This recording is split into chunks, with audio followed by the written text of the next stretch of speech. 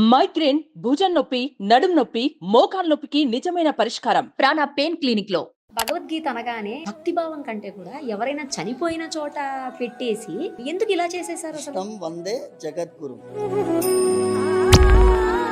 మన ఈ జీవితం ఇచ్చిన ఈ శరీరానికి ఆపరేషన్ మాన్యువలే భగవద్గీత. చచ్చిపోయిన తర్వాత ఆ పీనుగు వినిపించి ఏం ప్రయోజనం? మనం దైవ దర్శనానికి వచ్చినప్పుడు వెళ్ళగానే గబుక్కున ఇలా పెట్టేసి కళ్ళు మూసేస్తాం. మనం ఎందుకు కళ్ళు మూసేస్తాం? ఎందుకు కళ్ళు మూయొద్దు? మెయిన్ అంటేనమ్మా స్వామివారి రూపాన్ని చూడడానికి వస్తాం. రూపం ఆయన చూస్తూ ఉండాలనిపిస్తుంది, వెళ్ళిపోతాం. ఆ రూపాన్ని చూడకుండా నువ్వు పనికిరాని. అసలు సనాతన ధర్మం అంటే ఏంటి? ఎప్పుడు పుట్టింది? ఎలా పుట్టింది? ఇప్పుడు మీరు సూర్యుడు ఎప్పుడు పుట్టాడు చెప్పగలరా? తెలుసు. భగవంతుడు పరిత్రాణాయ సాధూనాం వినాశాయ చ దుష్కృత ధర్మ సంస్థాపనార్థాయ సంభవామి యుగే యుగే. ఇంకోటి, ఈ మధ్యకాలంలో చూస్తున్నాం హిందూ దేవాలయాల మీద దాడులు విపరీతంగా పెరిగిపోతా ఉన్నటువంటి పరిస్థితి. ఇట్లా అన్నాడు, చక్రం వచ్చేసి అప్పుడన్నా ఆపాలి కదా. 100 దాటింది, శిరచ్ఛేదం అయిపోయింది. అసలు అన్ని ధర్మాల కంటే సనాతన ధర్మం, హిందూ ధర్మమే ముందు నుంచి ఉంది అని చెప్తా ఉంటారు స్వామి. ఇది రైటేనా? ఇప్పుడు మనం ఆలోచించేటటువంటి మైండ్ సెట్తో కాకుండా కొంచెం విశాల దృక్పథంతో చూస్తే తప్పకుండా దీనికంటే ప్రాచీనమైనది లేదు. ప్రస్తుతం మనతో పాటు ఉన్నారు చిలుకూరు బాలాజీ దేవస్థానం ప్రధాన అర్చకులు రంగరాజన్ గారు. ఒక్కసారి స్వామి వారితో చాలా విషయాల మీద ఇప్పుడు మాట్లాడేద్దాం. స్వామి నమస్తే. నమస్తే అమ్మా. ముఖ్యంగా ఈ రోజు నుంచి సోమవారం, కార్తీక సోమవారం, మొదటి కార్తీక సోమవారం. నేను ఇక్కడికి రావడం కూడా నాకు చాలా ఆనందంగా ఉంది. మిమ్మల్ని ఇంటర్వ్యూ చేయడం ఇంకా సంతోషంగా ఉంది స్వామి. ఈ మధ్యకాలంలో చూస్తున్నాము సనాతన ధర్మం, సనాతన ధర్మం అని ప్రతి ఒక్కరూ మాట్లాడుతూ ఉన్నారు. అసలు సనాతన ధర్మం అంటే ఏంటి? ఎప్పుడు పుట్టింది? ఎలా పుట్టింది? ఇప్పుడు మీరు సూర్యుడు ఎప్పుడు పుట్టాడు చెప్పగలరమ్మా?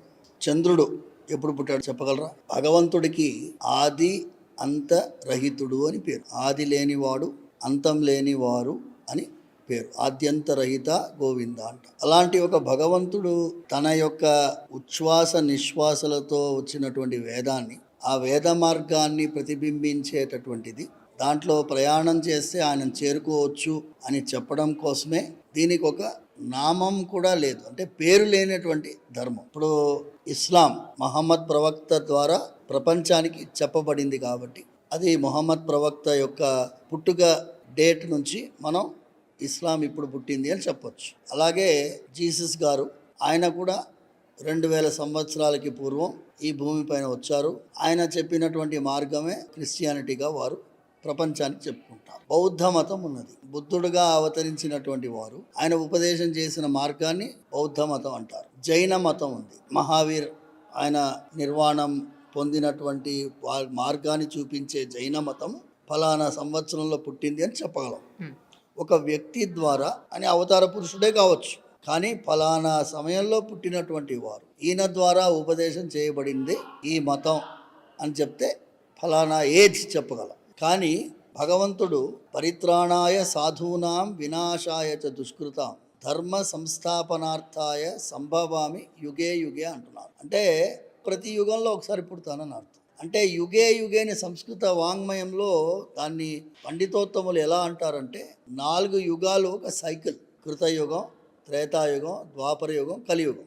4 యుగాలు. మళ్ళీ కృతయుగం, త్రేతాయుగం, ద్వాపరయుగం, కలియుగం. చక్రంలా నడుస్తూ ఉంటుంది. యదాయత్తం జగచ్చక్రం కాలచక్రం చ శాశ్వతం పాతువస్తత్ పరం చక్రం చక్రరూపశ్చ చక్రిణ. ఆ సుదర్శన భగవానుడు కాలచక్రం లాంటివాడు. ఆ భగవానుడు ధరించినటువంటి సుదర్శనమే కూడా కాలచక్రం. స్వామివారే ఒక చక్రం లాంటివాడు. ఈ భూమి అంత కాలం అంటే చక్రమే కదా. స్వామివారే కాలోస్మి అని చెప్తాడు భగవద్గీతలో. నేను ఎవరయ్యా? నేను కాలోస్మి లోక క్షయకృత్ ప్రవృత్త, లోకాన్నంతా సంహరించగలిగినటువంటి శక్తి కలవాణి నేను. నిన్ను ఎన్నుకున్నాను, ఈ యుద్ధం చేయవయ్యా పార్థ అని నిన్ను ఎన్నుకున్నాను. నువ్వేమంటున్నావు? ఈ యుద్ధం చేయడానికి నా వల్ల కాదు. అటువైపు ఉన్న వాళ్ళు నా బంధువులు, నా మిత్రులు, నా దాయాదులు, నా తాత, నా గురువు గారు అంటున్నావు. కానీ నువ్వు గుర్తుపెట్టుకోవాల్సింది ఏంటి అంటే వారందరూ ఎప్పుడో చచ్చిపోయారు. నువ్వు ఉట్టి బాణం వేయాల్సిందే. విశ్వరూపంలోనే చూపిస్తున్నారు స్వామివారు. భీష్ముడు, ద్రోణుడు అన్నీ ఆయన నోటి లోపలికి వెళ్ళిపోతున్నారు, సంహరించబడుతున్నారని చూపిస్తున్నాడు అర్జునుడికి. అలాంటి ఒక భగవంతుడి యొక్క సనాతన ధర్మం అంటే మనం ఏదైతే డేటింగ్ చేయలేమో అలాంటిది అని అర్థం. ఇప్పుడు మనకి ఈ సనాతన అనేటటువంటి ఆది అంతం లేని ధర్మం ఇంత చెప్పడానికి మన వల్ల కాదు. కాబట్టి మనం కొంతమంది హిందూ నాగరికతని బట్టి హిందూ ఈ ప్రదేశానికి చెందినది ఈ ధర్మం అని హిందూ అని పెట్టారు. సరే, మనం స్వీకరించాం. కానీ మీరు అడిగితే నువ్వు హిందువా అంటే నేను సనాతని. అందుకే it is no beginning no end. అది అసలు అన్ని ధర్మాల కంటే సనాతన ధర్మం హిందూ ధర్మమే ముందు నుంచి ఉంది అని చెప్తా ఉంటారు స్వామి. ఇది రైటేనా? మీరు చిన్న అంశమ్మా, కంబోడియాలో మన దేవాలయం దొరికింది. సౌత్ కొరియా నార్త్ కొరియా బార్డర్లో శివలింగంతో నిర్మించబడినటువంటి ఒక పెడస్టల్ దొరికింది. ఆస్ట్రేలియాలో తవ్వకాల దొరికింది. లాటిన్ అమెరికాలో దొరికింది. అంటే పురావస్తు శాఖ వాళ్ళు కొన్ని ప్రదేశాల్లో తవ్వకాలు జరిగితే అక్కడంతా కూడా మనకి ఆ వినాయకుడి యొక్క ప్రతిమ దొరికింది.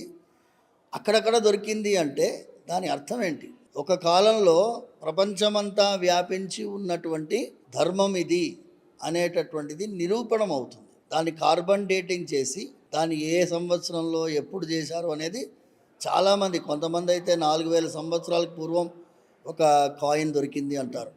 దాంట్లో గరుత్మంతుల వారి ఒక చిత్రం ఉంది అంటారు. అంటే 2000 సంవత్సరాలకి ముందు, క్రిస్టియానిటీకి ముందు ఏ మతం ఉంది తెలియదు ఎవరికి. బట్ గ్రీకు దేశంలో కూడా మన సంప్రదాయబద్ధమైనటువంటి కొన్ని దేవతా ప్రతిమలు దొరికాయి.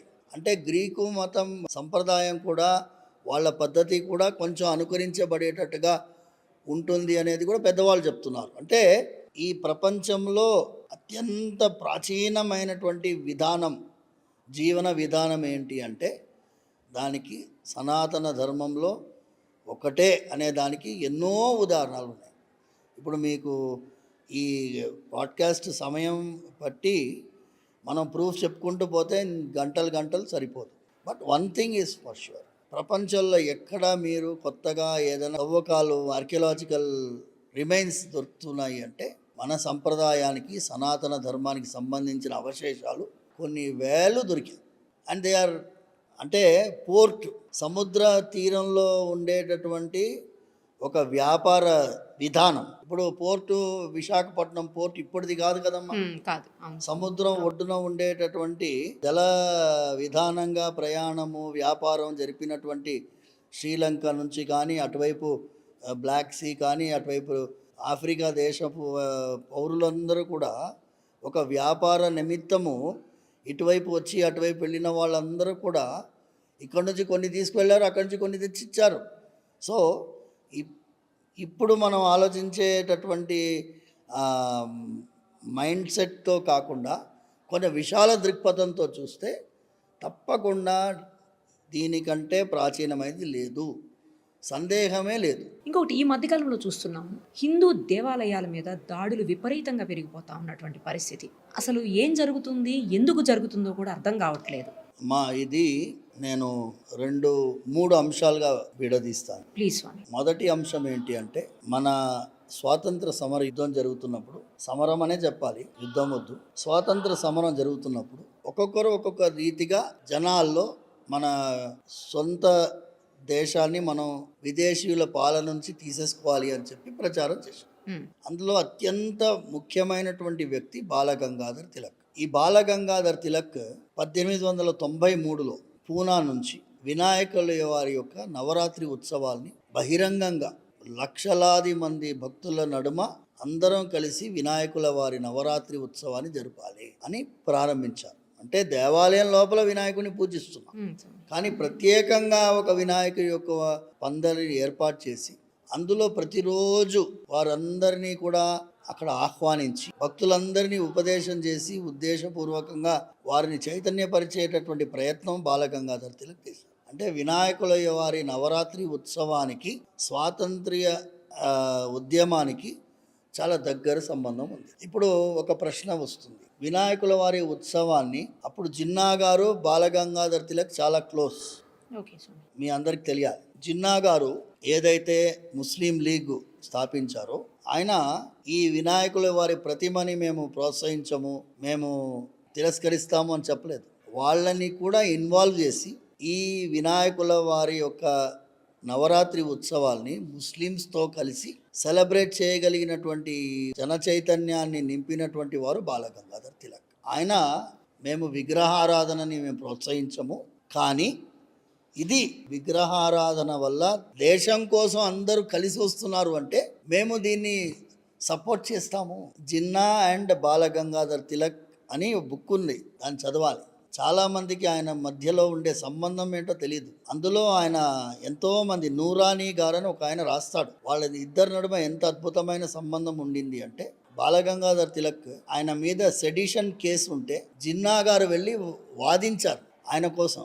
ఎంత విశేషమైన విషయం మీకు ఎవరికి తెలియదు కదా. అది ఒక ఘట్టం. తర్వాత ఏమైంది అంటే, స్వతంత్రం వచ్చినప్పుడు మనకు దురదృష్టవశాత్తు మనకి దేశాన్ని విభజించాల్సిన పరిస్థితి వచ్చింది. పార్టీషన్ జరిగింది. పార్టీషన్ జరిగినప్పుడు 1947లో జనవరి 22వ తారీఖు నాడు కాన్స్టిట్యూయెంట్ అసెంబ్లీ అని ఉండింది. అన్ని విభజించబడకుండా ఉండినటువంటి అఖండ భారతదేశానికి చెందినటువంటి అందరినీ కూడా కూర్చోపెట్టి ఒక పెద్ద అసెంబ్లీ, కాన్స్టిట్యూయెంట్ అసెంబ్లీలో ఒక రెజల్యూషన్ పాస్, ఒక ఆమోదం తెలిపారు. ఏంటి, దీనికి స్వాతంత్ర్యం వచ్చిన తర్వాత ఒక రాజ్యాంగం రాసుకోవాలి, చట్టం రావాలి, న్యాయస్థానాలు ఉండాలి, రాజ్యాంగం ఎలాంటి రాజ్యాంగం ఉండాలి.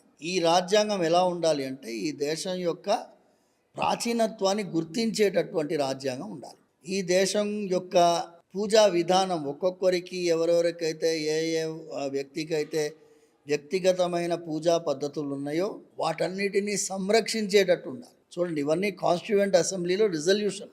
అది నెహ్రూ గారు ప్రవేశపెట్టారు, జవహర్లాల్ నెహ్రూ గారు ప్రవేశపెట్టారు. అండ్ డాక్టర్ రాధాకృష్ణన్ గారు దాన్ని ఆమోదించడం జరిగింది అందరితో కూర్చొని. అలాంటి కాన్స్టిట్యూయెంట్ అసెంబ్లీ రిజల్యూషనే మనం పెట్టుకొని రాజ్యాంగాన్ని నిర్మించాం. దాని ప్రకారమే 1950లో మన రాజ్యాంగ పుస్తకంలో, మొట్టమొదటి రాజ్యాంగ పుస్తకంలో పార్ట్ 3 ఆఫ్ ద కాన్స్టిట్యూషన్లో ఇది రామరాజ్యానికి గుర్తింపుగా పార్ట్ 3లో అంటే మన ఫండమెంటల్ రైట్స్ అంటే మన పౌరులకు ఉండేటటువంటి హక్కుల గురించి ఆర్టికల్ 13 నుంచి 35 వరకు ఈ ఫండమెంటల్ రైట్స్లో రాముల వారికి, సీతమ్మ తల్లి, లక్ష్మణుడు వారు, వీరు ముగ్గురిది ఫోటో వేశారు. ఎందులో, రాజ్యాంగ పుస్తకంలో. రామరాజ్యమే ఈ రాజ్యం అని చెప్పి ఒక ప్రమాణ పత్రం లాగా. రాజ్యాంగం కదమ్మా, మనకు రాజ్యాంగం ప్రకారం మనం నడుచుకుంటున్నాము అంటే దానికి ప్రమాణం ఏంటి?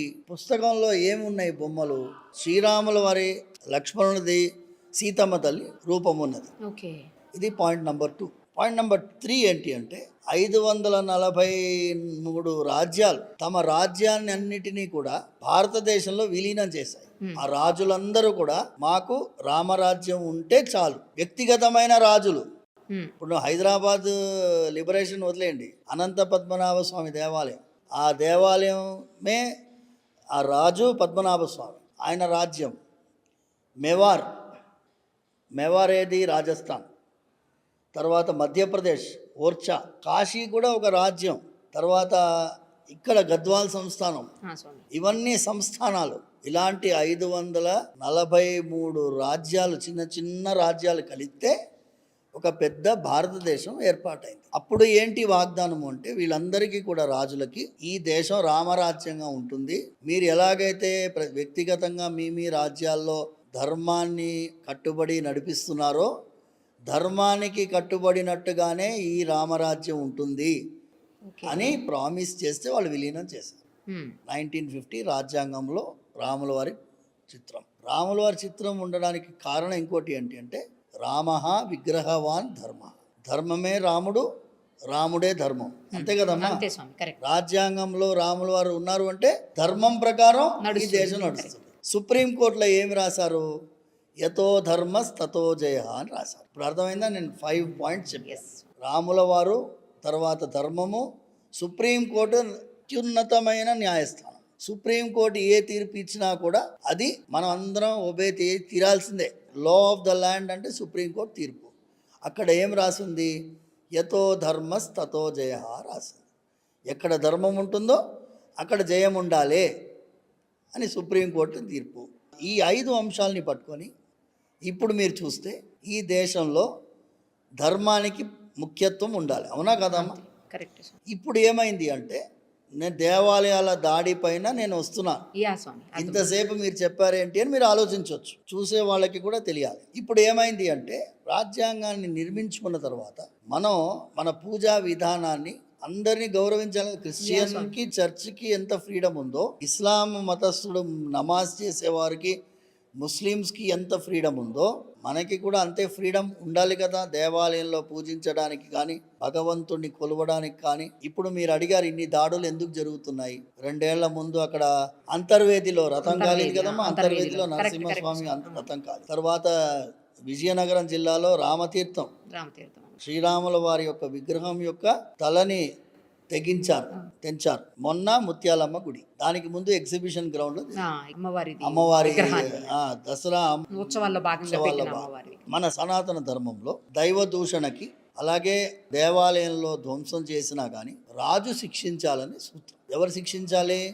రాజ్యంలో ఆ రాజు చట్టం ప్రకారం దండించాలి. ఇప్పుడు ఆయన ముత్యాలమ్మ గుడిలో మొన్న జరిగినటువంటి దుర్ఘటన ఉంది కదమ్మా, ఆ దుర్ఘటనకి కారకుడైనటువంటి వాడు వాళ్ళది ఒక జమాత్ ఉంది అని చెప్పాడు. వాళ్ళ ఒక అసోసియేషన్. జమాత్ అంటే ఏంటి? ఒక సంఘం. వాళ్ళ పని ఏంటి అంటే ఇట్లనే గుళ్ళకి పోవడం, విగ్రహాలని ధ్వంసం చేయడం, అక్కడ నాశనం చేయడం. వాళ్ళ టీం మెంబర్స్ లాగా కొంతమంది ఉన్నారు, వాళ్ళ పని అదే. దీన్ని ఏమంటారు? ఇది యాక్ట్ ఆఫ్ టెర్రరిజం కదా ఇది. ఇప్పుడు టెర్రరిస్ట్ బాంబు పిలిస్తే మీరు ఏం చేస్తారు? అని తీసుకుపోయి బొక్కలు చూస్తారు. మనుషులకి ఇబ్బంది కలిగించాడు, వాడి మీద ఉన్న సెక్షన్లన్నీ వేస్తారు. నేషనల్ సెక్యూరిటీ యాక్ట్ వేస్తారు, వాడి మీద TA వేస్తారు, అన్నీ వేస్తారు కదా.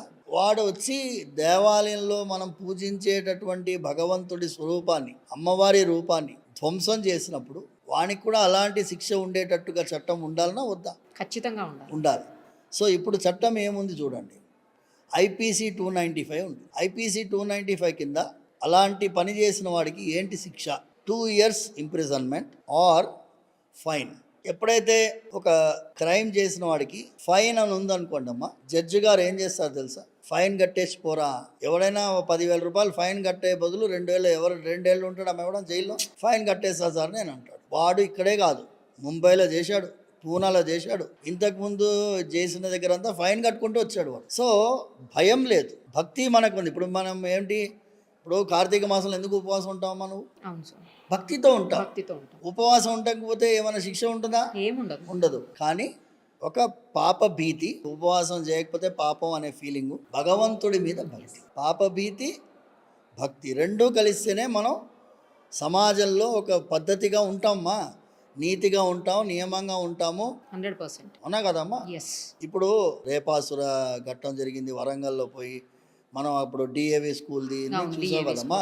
సమాజం ఎందుకు అంత ఉడికిపోతుంది అంటే ఒకడు చిన్న పాపని కూడా వదలకుండా దౌర్భాగ్యుడిగా ప్రవర్తిస్తున్నాడు అంటే వాడిలో రాక్షసత్వమైనటువంటి గుణాలు ప్రవేశిస్తున్నాయి. అంటే చట్టం అంటే భయం లేదు, మేనేజ్ చేసేసుకోవచ్చు అనేటటువంటి ఒక డోంట్ కేర్ యాటిట్యూడ్ వచ్చి ఉండొచ్చు. అలాంటిదే ఇందులో వచ్చిందమ్మా. ఇందులో బేసికల్గా మనం సాఫ్ట్ టార్గెట్గా కనిపిస్తుంది. వాళ్ళ పొద్దున అనౌన్స్ చేస్తున్నప్పుడు ఒక ఆయన భక్తుల నడుమనే, నేను రోజు మాట్లాడుతూ ఉంటాను, భక్తుల నడుమ మాట్లాడుతున్నప్పుడు అలాంటి వాడిని కాలు నరికేయాలని ఒక భక్తులు అన్న, మనది అట్లాంటి ధర్మం కాదు నాయన. మనం అనుకుంటే అలాంటి పిలిపిస్తే ఎంతసేపు పడుతుంది? 5 నిమిషాలు పడుతుంది. అందరూ రండ్రా, హైదరాబాద్లో ఉన్న వాళ్ళందరూ రండ్రా, వాళ్ళ ఇంటికి పోదాం, ధ్వంసం చేద్దాం అని పిలవడానికి ఎంతసేపు పడుతుంది? ఇప్పుడు వాళ్ళు పిలిస్తే వచ్చినట్టు మనం పిలిస్తే రారా? బ్రహ్మాండం వస్తారు. ఒక 1000 మంది రాకపోయినా 500 మంది అన్న వస్తారు. 500 మంది చాలు. కానీ మన పద్ధతి అది కాదు. ఈ దేశంలో చట్టాన్ని గౌరవించేటటువంటి ఏకైక ధర్మం మనదమ్మా. చట్టానికి లోబడి ఉంటాం. ఇప్పుడు ముత్యాలమ్మ దేవాలయం సంఘటన జరిగిన తర్వాత పోలీస్ వాళ్ళు చర్య తీసుకుంటున్నారు అంటే మనం పోలీస్ వాళ్ళకి అవకాశం ఇచ్చాం, చర్య తీసుకోండి అని రిక్వెస్ట్ చేస్తాం వాళ్ళని. మన జరిగింది కొంచెం వాళ్ళకు ఉద్రేకం, ఆ టైంలో ఉద్రేకం, కొంతమంది పోలీస్ వాళ్ళ మీద రాళ్ళు రువ్వారు కొంతమంది. అయితే జనరల్ హ్యూమన్ టెండెన్సీ అది కాదు మనది. సనాతన ధర్మానికి చెందిన వారు, తమిళంలో ఒక సామెత ఉందమ్మా, దైవం నిండ్రుగొల్లం అరసన్ అండ్రుగొల్వాన్. ఈ రాజు అనేవాడు ఆ క్షణమే దండిస్తాడు. తప్పు చేసిన వెంటనే దండించేవాడు రాజు. భగవంతుడు వెయిట్ చేస్తాడు, మారుతాడా ఏమో, వీడు మారుతాడో ఏమో, ఇంకా అవకాశం ఇద్దాం, ఇంకా అవకాశం ఇద్దాం అని చెప్పి ఆ తర్వాత దండిస్తాడు. శిశుపాలుడికి 100 తప్పులు. మీరందరూ ఏమనుకుంటున్నారు? జీవితం అంతా కలిపి 100 తప్పులు కాదమ్మా స్వామి. రోజుకి 24 గంటల్లో వాడికి 100 తప్పులు. ఆ రోజు వాడు ఏం చేశాడు, రాజసూయ యాగం అయిన తర్వాత మొదటి పూజ ఆది పూజ శ్రీకృష్ణుడికి అనగానే వీడికి కోపం, ఉద్రేకం, వీడు తిట్టడం మొదలుపెట్టాడు. ఆ కోపంలో ఎంచుకోవడం మానేశాడు. 97, 96 వచ్చి ఆపేస్తాడు. వాడు తెలుసు శ్రీకృష్ణుడు నాకు ఇచ్చింది ఏంటి లిమిట్, పర్ డే 100 తప్పుల కంటే ఎక్కువ చేశాడంటే ఆడు అయిపోయింది వాడి పని అని చెప్పి 99 అయ్యాది. ఇట్లా అన్నాడు, చక్రం వచ్చేసింది. అప్పుడన్నా ఆపాలి కదా. 100 దాటింది, శిరచ్ఛేదం అయిపోయింది. భగవంతుడు నిండ్రు గొల్వాన్, అరసన్ అండ్రు గొల్వాన్, దైవం నిండ్రు గొల్లుం. ఇది భగవంతుడు ఈ దేశంలో, ఈ సనాతన ధర్మానికి ఉండే ఒకే దేశం మన దేశం. ఇప్పుడు పాకిస్తాన్, బంగ్లాదేశ్లో ఏం ప్రామిస్ చేశారు, నేను కాన్స్టిట్యూయెంట్ అసెంబ్లీ రెజల్యూషన్, ఈ దేశంలో మైనారిటీలకే అధికారాలు ఉంటాయి, పాకిస్తాన్లో మనం కూడా ఈ దేశంలో మైనారిటీకి అధికారాలు ఉంటాయని చెప్పి మనమైతే దాన్ని తూచా తప్పకుండా గౌరవిస్తున్నాం, పాటిస్తున్నాం, దాంట్లో సందేహం లేదు. ఈ దేశంలో ఉండేటటువంటి ఫ్రీడమ్ ఫర్ మైనారిటీస్ ప్రపంచంలో ఏ దేశంలో లేదు. అమెరికాకి వెళ్ళే నల్ల జాతీయుడికి ఫ్రీడమే లేదు, వాళ్ళకి ఓటింగ్ హక్కులే లేవు. అలాంటిది ఈ దేశంలో మైనారిటీస్కి ఎంత గౌరవం ఉందమ్మా. వాళ్ళు ఏమన్నారు తెలుసమ్మా, పాకిస్తాన్లో మీరు ఎవరైనా హిందూ ప్రెసిడెంట్ని ఒప్పుకుంటారా అని అడిగారు పార్లమెంట్లో. ఇస్లాం మే కోయి గైర్ ఇస్లాం వాలా ప్రైమ్ మినిస్టర్ నై బన్ సక్తా, ప్రెసిడెంట్ నై బన్ సక్తా. మన దేశంలో ప్రెసిడెంట్ గారు ఎన్నిసార్లు ప్రెసిడెంట్ అయ్యారు. మన దగ్గర ఎడ్యుకేషన్ మినిస్టర్ మౌలానా అబ్దుల్ కలాం ఆజాద్ అయ్యాడు కదమ్మా. ఈ దేశంలో వైస్ ప్రెసిడెంట్ అన్సారీ ఉన్నాడు. ఇంత కాన్స్టిట్యూషనల్లీ ఇంపార్టెంట్ పొజిషన్స్లో ఉన్నారు. ఈ దేశంలో మైనారిటీస్కి ఉన్నట్టు ఫ్రీడమ్ వేరే ఏ దేశంలో లేదు. మహారాష్ట్రకి అబ్దుల్ రెహమాన్ అంతులే అనేటటువంటి వారు ముఖ్యమంత్రిగా ఉండినాడు, తెలుసు కదా మీ అందరికీ. ఈ దేశంలో మైనారిటీస్కి ఉన్నంత ఫ్రీడమ్ మెజారిటీకి కూడా లేదు. ముత్యాలమ్మ ఘట్టం జరిగిన తర్వాత ప్రభుత్వాన్ని నేను ఒకటి కోరింది, ఇది లాస్ట్ ఎపిసోడ్గా ఉండాలి. ఐపీసీ 295 సవరించి దాంట్లో యావజ్జీవ కారాగార శిక్ష పెట్టండి. అది సవరించవచ్చు. నరేంద్ర మోడీ గారి చట్టాలతో కొంతవరకు ప్రభుత్వానికి నేను ఇదే ప్రార్థించేది. మనం రాష్ట్ర ప్రభుత్వం కూడా సవరించవచ్చుమా. రేవంత్ రెడ్డి గారి ప్రభుత్వం తలుచుకుంటే మీరు సవరించవచ్చు. పంజాబ్ చూడండి సవరించింది. పంజాబ్లో ఏమైంది తెలుసామా, గురు గ్రంథ్ సాహిబ్ని కొంతమంది కాలపెట్టడం మొదలుపెట్టారు. ఇప్పుడు ఇది జరుగుతుంది కదా, అలాగే 2015-16లో కాలపెట్టడం మొదలుపెట్టారు. భయంకరమైనటువంటి ఉద్యమాలు జరిగాయి. ఓకే, అక్కడ ఏం చేశారంటే దీనికి లైఫ్ ఇంప్రిజన్మెంట్గా 295 AA తీసుకొచ్చారు. 295 AA AA తీసుకొస్తే దాన్ని గవర్నర్ గారు రిటర్న్ పంపించారు. గురు గ్రంథ్ సాహిబ్ని అని పెట్టారు వాళ్ళు. గవర్నర్ గారు ఏమన్నారంటే మరి బైబుల్, ఖురాను, భగవద్గీత చేస్తే ఏం తప్పు కాదా అది అని అడిగారు. దాన్ని సవరించి మళ్ళీ భగవద్గీత, ఖురాను, బైబుల్, గురు గ్రంథ్ సాహిబ్ ఇలాంటి ఏ గ్రంథాన్ని అవమానించినా కానీ ఆయనకి ఆ యావజ్జీవం అని ఇది చట్టం అయిపోయింది. ఇప్పుడు ఏకదం ఆగిపోయినాయి. ఒక్క ఇన్సిడెంట్ జరగట్లేదు పంజాబ్లో. అలాంటిది ఇక్కడ తెలంగాణలో, ఆంధ్రాలో దేశమంతా పెట్టండి అమ్మా, ఎందుకు తప్పేముంది. ఇప్పుడు 498A అన్నారు. ఎలా వచ్చింది 498A? గృహహింస చట్టం వచ్చింది కదమ్మా. గృహహింస చట్టానికి ఇప్పుడు కొంతమంది మాఫియా అయిపోయినారు ఆడవాళ్ళు. మీరు ఆశ్చర్యపోతారు. 6 కేసులు వేసింది ఒక అమ్మాయి. 498 అది ఎలా సాధ్యం? 6 నెలలకు ఒక 3 పెళ్లి చేసుకునేది, డైవర్స్ పెటిషన్ చేసేది, గృహహింస పెట్టేది, వాడి దగ్గర డబ్బులు గుంజుకుని. జడ్జి గారు అడుగుతున్నారు ఓపెన్ కోర్టులో, ఇది ఏ హస్బెండ్, 4th హస్బెండా, 3rd హస్బెండా? అంటే ఇది చట్టంలో ఉండేటటువంటి లొసుగుని ఇలా కూడా వాడుకుంటున్నారా? Legal marriage legal, there is no limit కదా. ఒకసారి డైవర్స్ అయింది అనుకోండి, మళ్ళీ పెళ్లి చేసుకోవచ్చు. ఇప్పుడు ఆయన అడుగుతాడమ్మా, ఇంతకుముందు మొగుడు మీద హరాస్మెంట్ కేసు ఉందా మళ్ళీ ఇదని అడుగుతాడా? ఎవరు అడగరు. 6 times. అయితే ఓపెన్ కోర్టులో ఆయన అన్నాడు, ఈ పెటిషన్ నేను తీసుకోను, ఫస్ట్ ఆ 5 పెటిషన్లు ఏమైనా కనుక్కోండి, తర్వాత ఇది తీసుకుంటా అన్నాడు. ఇది పెద్దది 498 యూజ్ చేసి. అంత దౌర్భాగ్యంగా చట్టాన్ని నిర్వీర్యం చేసేటట్టుగా కొంతమంది ప్రవర్తిస్తున్నారు. సో నేనేమంటున్నానంటే చట్టం ద్వారానే మనం కాపాడాలి కాబట్టి 295ని సవరించాలి. అప్పుడు ఈ గుళ్ళ పైన జరిగే దాడులు, ఇంకోటి సనాతన ధర్మం గురించి ఎవడు పడితే వాడు ఇష్టం వచ్చినట్టు మాట్లాడుతున్నారు. ఉదయనిధి మాట్లాడుతున్నాడు, ఆయన ప్రకాష్ రాజ్ మాట్లాడుతున్నాడు. అవును. మిమ్మల్ని హీరోలుగా చేసింది ఎవరు? మేము డబ్బులు ఇచ్చి మేము ప్రకాష్ రాజ్ సినిమా వస్తే ఆయన సినిమా ఉట్టిగైతే హిట్ కాదు కదమ్మా. అవును, అందరూ చూస్తేనే కదా ప్రకాష్ రాజ్ గారి సినిమా వచ్చినట్లే మేము ప్రకాష్ రాజ్ ఉన్నాం, మేము సినిమా చూడము అన్నాం అనుకో. ఆయన అమీర్ ఖాన్ ఏదో సినిమా వచ్చింది కదమ్మా, అదేం సినిమా గడ్డం పెట్టుకొని, నాకు ఈ పేర్లు గుర్తులేవు. ఆ సినిమా ఎవరు చూడలేదు, ఫ్లాప్ అయింది ఆ సినిమా. దానికి ఎంతో ఫారెస్ట్ హంప్ మీద రీమేక్, అది అమీర్ ఖాన్ గారిది, ఫ్లాప్ అయింది. కొన్ని వందల కోట్లు లాస్, ప్రేక్షకులు థియేటర్కి పోకపోతే.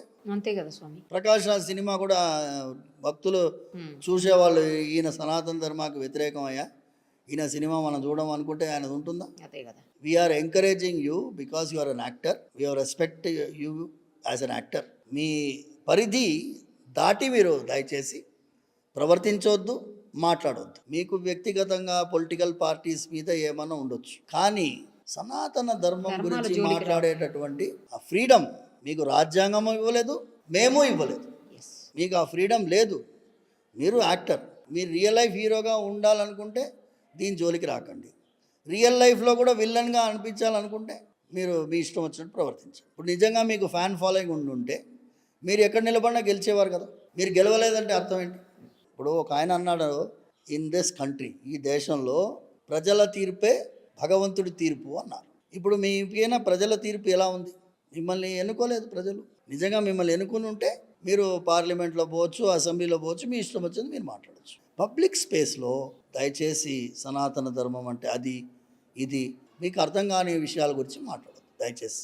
మీకు అర్థం కాదు. మీరు భగవద్గీత చదవలేదు, రామాయణం చదవలేదు, శ్రీరాములు వారి క్యారెక్టర్ గురించి మీకు ఎందుకు చెప్పండి, వదిలేయండి. వాళ్ళ భక్తులు ఉన్నారు, వాళ్ళ భక్తితో చేసుకుంటారు, ప్రార్థించుకుంటారు, అది ప్రార్థిస్తారు. ఎవరికి వాళ్ళకి ఓన్ ఫెయిత్ కదా స్వామి ఇదంతాను. ఇప్పుడు ఏమవుతుందంటే వన్స్ ఓన్ ఫెయిత్. నీకు ఫ్రీడమ్ లేదు. ఫ్రీడమ్ ఇప్పుడు నేను అడగను ఇస్లాం గురించి నువ్వు మాట్లాడతావా, అంతే. క్రిస్టియానిటీ గురించి మాట్లాడితే నేను అడగను, ఎందుకంటే వాళ్ళ ప్రవర్తన ఎలా ఉంటుందో ఆయనకు తెలుసు. మేము అలాంటి వాళ్ళం కాదు. క్షమించే గుణం ఉంటది కదా స్వామి, మేము దానివల్లే ఓర్చుకుంటాం, అది సహనశీలులం, సహనం ఎక్కువ. మేము చట్టాన్ని న్యాయాన్ని గౌరవిస్తాం. ఇప్పుడు ఉదయనిధి స్టాలిన్ మీద ఆయన ఎవరో కేసు పెట్టాడు, సుప్రీంకోర్టు వరకు పోయింది, సుప్రీంకోర్టు చివాట్లు పెట్టింది. అవును, సుప్రీంకోర్టు చివాట్లు పెట్టింది అంటే ఆయన నిజంగా ఆయన ఉప ముఖ్యమంత్రి అయితే ఆయన క్షమించండి అని సుప్రీంకోర్టు కన్నా చెప్పాలి. ఇంకా నడుస్తుంది వ్యవహారం, ఇంకా ఏం పర్వాలేదు, నేను తిడుతూ ఉంటానని ఆయన అనుకుంటే ప్రజలు సరిగ్గా బుద్ధి చెప్తారు, సమయం వచ్చినప్పుడు బుద్ధి చెప్తారు. అంతే స్వామి. ఏదైనా today's news paper is tomorrow's waste paper. Correct, exactly. ఇవాళ న్యూస్ పేపర్లో నువ్వు ఫ్రంట్ పేజ్లో రావచ్చు, రేపటి రోజు దాన్ని ఎక్కడ వాడతారో తెలియదు. భగవద్గీత గురించి ఇప్పుడు జస్ట్ మీరు మాట్లాడారు. భగవద్గీత అనగానే భక్తిభావం కంటే కూడా ఎవరైనా చనిపోయిన చోట పెట్టేసి ఈ ఎక్కడైతే చనిపోతారో మనుషులు అక్కడంతా మనకు భగవద్గీత వినిపించేటువంటి పరిస్థితి. వాళ్ళని చివరిసారి తీసుకువెళ్ళేటప్పుడు అంతిమయాత్రలో కూడా భగవద్గీత పెట్టుకుని తీసుకుపోతున్నారు. కానీ భగవద్గీత అసలు దాని ఉద్దేశము, అది చెప్పినటువంటి పరిస్థితులు అదంతా వేరు కదా స్వామి. ఎందుకు ఇలా చేసేసారు అసలు? అది నాకు విన్నప్పుడల్లా అర్థం కావట్లేదు. ఇది చాలా పొరపాటు ఏంటంటేమా, మీరు చిన్నప్పుడు అన్నప్రాశనం చేసిన ఘట్టం చూసారా? స్వామి, అన్నప్రాశనం అప్పుడు ఏం పెడతారు? మొదటిసారి అన్నం ముట్టించేది 6వ నెలలో, పిల్లవాడో అమ్మాయో. అప్పటికి ఇంకా ముందు జరగడం అలవాటు కాదు పిల్లలకి, మెల్లిగా ప్రయత్నం చేస్తుంది వస్తువు తీసుకోవడానికి. పెన్ను, ఒక బంగారు చైను, ఒక కత్తి, ఒక పుస్తకం, 4 పెడతారు. పుస్తకాల్లో భగవద్గీత పుస్తకం పెడతారు, ముందు పెట్టేవాళ్ళు. ఇప్పుడు మొన్న చిలుకూరులో అన్నప్రాశనానికి వస్తే అది హ్యారీ పాటర్ బుక్ తీసుకొచ్చింది ఆ అమ్మాయి. హ్యారీ పాటర్ బుక్ స్వామి. అయితే నేను అన్నాను, మా కన్నయ్య స్వామి అని ఉన్నారు, అన్నప్రాశనం చేయడానికి కూర్చున్నారు. స్వామి, ఈ పిల్లకి అన్నప్రాశనం ఇప్పుడు చేయకు, ఈ హ్యారీ పాటర్ బుక్ బదులు భగవద్గీత పుస్తకం పెడితేనే అన్నప్రాశనం అని చెప్పు అని చెప్పి. అయితే వెళ్ళింది, శివాలయం వెళ్ళిపోయి ఒక భగవద్గీత పుస్తకం కొనుక్కొని వచ్చి అప్పుడు అన్నప్రాశనానికి పెట్టింది. ఆ పాప ఏం చేసింది, పోయి భగవద్గీత మీద చేయి పెట్టింది ఆ పాప. అంటే పుస్తకం మీద ఆసక్తి ఉంది. ఎలాంటి పుస్తకం చదవాలనుకుంటుంది? భగవద్గీత పుస్తకం చదువుతుంది, ధర్మానికి సంబంధించిన పుస్తకం. మన చిన్నప్పటి నుంచి భగవద్గీతని అలవాటు చేసేవాళ్ళు. ఇప్పుడు ఒక జనరేషన్ మొత్తం ఏమైందంటే అమ్మా, ఈ అలవాటు నుంచి మనం దూరం ఉందమ్మా, దాంట్లో సందేహం లేదు. నిజమే. అది మనమే ఏం చేసాము, 10th క్లాస్ కాగానే వాళ్ళని తీసుకొని పోయి పడేయాలి. వాళ్ళు ఏం తిండి పెడుతున్నారో మాకు అవసరం లేదు, అది ఒక ఫ్యాక్టరీ లాగా అయిపోయింది. వాళ్ళు లక్షలు డబ్బులు స్వీకరిస్తారు, వాళ్ళ ప్రోడక్ట్ ఎలా ఉంటుందో మనకు తెలియదు. నీకు రాగానే ఏం చేస్తారు, ఫస్ట్ ఫోటో ఉంటుంది, వాస్ట్ ర్యాంక్ టు 100 ర్యాంక్. ఇప్పుడు మీ అబ్బాయి ఫోటో ఇందులో ఇమాజిన్ చేసుకోండి అంటారు వాళ్ళు. అంటే భగవద్గీతకు వ్యతిరేకమైనటువంటి విషయం అది. కర్మణ్యే వాధికారస్తే మా ఫలేషు కదాచన. ఇప్పుడు వీడు 1 to 100 ర్యాంకులో వీడిని ఊహించుకుంటాడు. జాయిన్ కాగానే ర్యాంక్ రాదు కదమ్మా. రాదు కదా స్వామి. అందులో 2 ఏళ్ళు వాడిని బాగా పిండి అన్నీ చేసి బెదిరించి నువ్వు పనికిరావు, నువ్వు వేస్వలో అని చెప్పి కొంతమంది స్ట్రెస్ఫుల్ అయిపోయి, కొంతమంది ఆత్మత్యాగం వరకు పోయి ఫ్యాన్కి ఉరేసుకున్న అమ్మాయిలు ఉన్నారు, 5వ అంతస్తు నుంచి దూకిన పిల్లలు ఉన్నారు. అంటే మనం ఏవేవి పిల్లలకి నేర్పిస్తున్నాము అంటే ఒక స్ట్రెస్ఫుల్ లైఫ్, ఒక భయాన్ని సృష్టించి నీకు ర్యాంక్ రాకపోతే నువ్వు వేస్ట్ ఫెలోరా నువ్వు అని చెప్పేస్తే వాడు వీక్లీ టెస్ట్లో ఫెయిల్ అయ్యాడు అనుకోమా, అప్పటికే వాడు స్టార్ట్ అయిపోతుంది ప్రాబ్లం. ఇది భగవద్గీతకి వ్యతిరేకమైనటువంటి విషయం. భగవద్గీతలో మీరు చూడండి 700 శ్లోకాలు, 18 అధ్యాయాలు. మొదటి అధ్యాయమే అర్జున విషాద యోగం నుంచి అర్జునుడు విషాదంగా ఉన్నాడు. నేను యుద్ధం చేయను అంటున్నాడు, నా వల్ల కాదు అంటలేడు, నాకు అవసరం లేదు అంటున్నాడు. ఈ యుద్ధంలో జయించి ఏంటి సాధిస్తాను, మన వాళ్ళని చంపుకుంటాను, మన తాత ఉన్నాడు, గురువు గారు ఉన్నారు, వాళ్ళ రక్తంతో నిండినటువంటి అన్నాన్ని రాజ్యాన్ని ఎందుకు భుజించాలి? లాజికల్ క్వశ్చన్స్ అడుగుతున్నాడు కదా, అదే కదా స్వామి. శ్రీకృష్ణ పరమాత్మ ప్రతి ఒక్క ప్రశ్నకి సమాధానం చెప్తుంది. అందులో అర్జునుడు సొంత బావమరిది, బావమరిదిలే కదా ఇద్దరు. అర్జునుడితో సంబంధం గుర్తుపెట్టుకొని శిష్యుడులాగా గురువు గారు కృష్ణం వందే జగద్గురు, అంతే కదమ్మా. కృష్ణుడు జగత్తుకంతా గురువు. యుద్ధానికి తయారుగా లేనటువంటి అర్జునుడిని యుద్ధానికి తయారు చేసేటట్టుగా ఆఖరిలో నష్టో మోహ స్మృతిర్లబ్ధ్వా అంటున్నాడు. నా మోహమంతా, నా అమాయకత్వం అంతా, నా అహంకారము, నా అజ్ఞానం అన్నీ పోయాయి, నేను యుద్ధానికి తయారు అంటున్నాడు. అలాంటి ఒక అద్భుతమైన కౌన్సిలింగ్ చేయగలిగింది భగవద్గీత. మీరందరూ ఏమనుకుంటున్నారు, కేవలం అర్జునుడిని మాత్రం ఆయన వదలలేదు, అర్జునుడితోటే ఉన్నాడని అనుకుంటున్నారు. మన అందరితో ఉన్నాడయా. జీవాత్మ ఉంటే పరమాత్మ పక్కన ఉన్నాడు కదమ్మా. కరెక్ట్. మన సనాతన ధర్మంలో ఏంటి, జీవాత్మ పక్కనే పరమాత్మ. మీరు ఎప్పుడైనా ప్రాబ్లం ఉంది, కళ్ళు మూసుకొని ఈ ప్రాబ్లంని సాల్వ్ చేయడానికి మార్గం చూపించండి అని అనుకోండి, మీకు సొల్యూషన్ ఏదో రూపంలో వస్తుంది, 100% వస్తుంది. మీకు సొల్యూషన్ మీ ద్వారానే వస్తుంది. వేరే ఎవరో మూడో వ్యక్తి వచ్చి చెప్పడం కాదు, సమాధానం చెప్పాల్సిన అవసరమే లేదు. కళ్ళు మూసుకొని స్వామి ఇది భయంకరమైన పరిస్థితిలా కనిపిస్తుంది, నేను హ్యాండిల్ చేయలేకపోతున్నాను, ఎలా చేయాలి అని ఒకసారి కళ్ళు మూసుకొని ఒకసారి ఆలోచించండి, మీకు సమాధానం దొరుకుతుంది. ఎప్పుడు దొరుకుతుంది? ఆ భగవంతుడి పైన ఆయన మనకి దారి చూపిస్తాడన్న విశ్వాసం ఉంటే, నమ్మకం ఉంటే వస్తుంది. ఎన్నో ఉదాహరణలు ఉన్నాయి, పోలన్నీ. ఇప్పుడు నాతో ఉన్నాడు కదా నా శిష్యుడు పవన్ కుమార్, ఒక ఆయన చిన్న పిల్లవాడు, టెంపుల్ క్లోజింగ్ టైం 15 minutes ముందు వచ్చి ఆ మూలకు కూర్చొని ఉన్నాడు. ప్రదక్షిణలు తిరుగుతున్నాడు భక్తులు. అప్పుడు మూలకు కూర్చొని ఉన్నాడు, ప్రతి 5 నిమిషాలకి అంటున్నాడు. నేను గమనిస్తున్నాను, ఇక క్లోజ్ చేయాలి కదా, వాడు లేవాలి. రా ఏంటి నీ ప్రాబ్లం అంటే వెంటనే ఏడవడం మొదలుపెట్టాడు. వాడు అంటున్నాడు, నేను అన్నిట్లో ఫెయిల్ అవుతున్నాను, అన్నిట్లో నా జీవితం మీద విరక్తి పుడుతుంది, ఏ ప్రయత్నం చేసినా ఫెయిల్ అవుతున్నాను. ఆ టైంలో మనం ఏం చెప్తాం, నేను వాడికి స్వామివారి యొక్క ఆశీర్వాదం, నీకు రేపు మార్నింగ్ రా, స్వామివారి సేవలో కొంచెంసేపు పెడతాను, తర్వాత నీతో మాట్లాడతాను. వాడు నెక్స్ట్ డే మార్నింగ్ వచ్చాడు, మధ్యాహ్నం వరకు సేవ చేశాడు. ఆ పవన్ తోటి అటాచ్ చేశాను వాడిని. అలా వారం 15 రోజులు సేవకి వస్తూనే ఉన్నాడు. వాడు రోజు మేము మాట్లాడేదంతా వింటున్నాడు, వాడు ఎక్స్ప్లెనేషన్ ఇస్తున్నాడు. వాడు ఎంతవరకు వెళ్ళాడంటే ఒక్కడే కొడుకమ్మ. వాడు ఎంత భయస్థుడుగా ఉండేవాడు. వాళ్ళ అమ్మా నాన్నకి ఒంటరిగా పోతే వాడు మేనేజ్ చేసుకోలేడు అన్న భయం ఉంటే వాడిని వేరే ఊర్లో కూడా చదవనివ్వలేవాడిని. అలాంటి వాడు ఇప్పుడు ఒంటరిగా ఫ్లైట్ ఎక్కి ఆస్ట్రేలియాకి పోయి అక్కడి నుంచి స్వామివారి ఆశీర్వాదం మళ్ళీ వచ్చి ఇవాళ మీ యొక్క ఆశీర్వాదం ఇలా ఉన్నానని, ఆడు మా పవన్ అంటే అంత ప్రేమ వాడికి, నిజంగా నాకు ధైర్యం ఇచ్చావన్నా అంటాడు వాడు. అంటే భగవంతుడి యొక్క అనుగ్రహాన్ని సులభంగా చెప్పగలిగినటువంటి ఒక వ్యవస్థనే దేవాలయం. సులభమ్మా, భగవంతుడి యొక్క అనుగ్రహము సులభంగా దొరుకుతుంది నీకు. ఇదిగో స్వామివారు ఉన్నారు, నిన్ను అనుగ్రహించడానికి ఉన్నారు. ఇది చెప్పడానికి ఎంత రూపాయి ఖర్చు అవుతుందా మనకి? ఫ్రీ కదమ్మా ఇది. ఇందుకోసమే దేవాలయం. మా నాన్నగారు ఇదే ప్రభుత్వంతో ఎందుకు పోరాడడం జరిగింది అనే దానికి క్వశ్చన్ ఇదే. 50,000 రూపాయల కంటే తక్కువ ఆదాయం ఉంటేనే దేవాలయం ఫ్రీ. అవును స్వామి, అవును. ఏడాదికి 50,000 రూపాయల కంటే ఎక్కువ ఆదాయం ఉంటే అక్కడ ఒక వ్యవస్థ, నెట్వర్క్ ఉంటుంది, ఎండోమెంట్ ఆఫీషియల్స్ వాళ్ళు ఉంటారు. ఫ్రీడమ్ ఎక్కడ ఉంది? భక్తుడికి భక్తి చేసే ఫ్రీడమే పోయింది. హుండీ వద్దు, రూపాయి వద్దు, మనకి వచ్చిన భక్తులు దర్శనం చేసుకొని పోనీ అనే లెవెల్కి 2001లో సౌందరరాజన్ గారు స్టార్ట్ చేసి, ఒక కారణ జన్ముడు ఆయన, నేను చెప్తాను, there is no doubt about it. Correct అది. ఆయన ఇవాళ రోజు చూడండి, భక్తులు తిరుగుతున్నారు, భక్తుల నడుమ మనం గడుపుతున్నాము, భగవంతుడి యొక్క అనుగ్రహం చెప్పగలుగుతున్నాము, స్వామివారి వైభవం చెప్పగలుగుతున్నాము, భక్తులకి ధైర్యాన్ని నింపగలుగుతున్నాము, భగవద్గీత గురించి చెప్పగలుగుతున్నాము. ఒక అవకాశం దొరికింది అంటే దేవాలయంలో. ఎప్పుడు దొరుకుతుంది? వేరే ఇన్ఫ్లుయెన్సెస్ లేకపోతే. నేనేమంటాను, ప్రభుత్వ యంత్రాంగం ద్వారా నడిచే దేవాలయాల్లో ఈ ఆధ్యాత్మిక బోధ లేకుండా పోయింది. నేను అదే అంటాను వాళ్ళకి, ఎగ్జిక్యూటివ్ ఆఫీసర్స్ కూడా చెప్తాను, మీరు ఎందుకంటే వారంలో 2 రోజులు భజన కార్యక్రమాలు పెట్టండి, సాయంత్రం పూట ఆటోమేటిక్గా అనౌన్స్ చేయండి, మీరు భజన కార్యక్రమంలో పాల్గొనండి, భగవద్గీత ఉపదేశం చేసేటటువంటి సమయం పెట్టండి, ఖర్చు లేదు.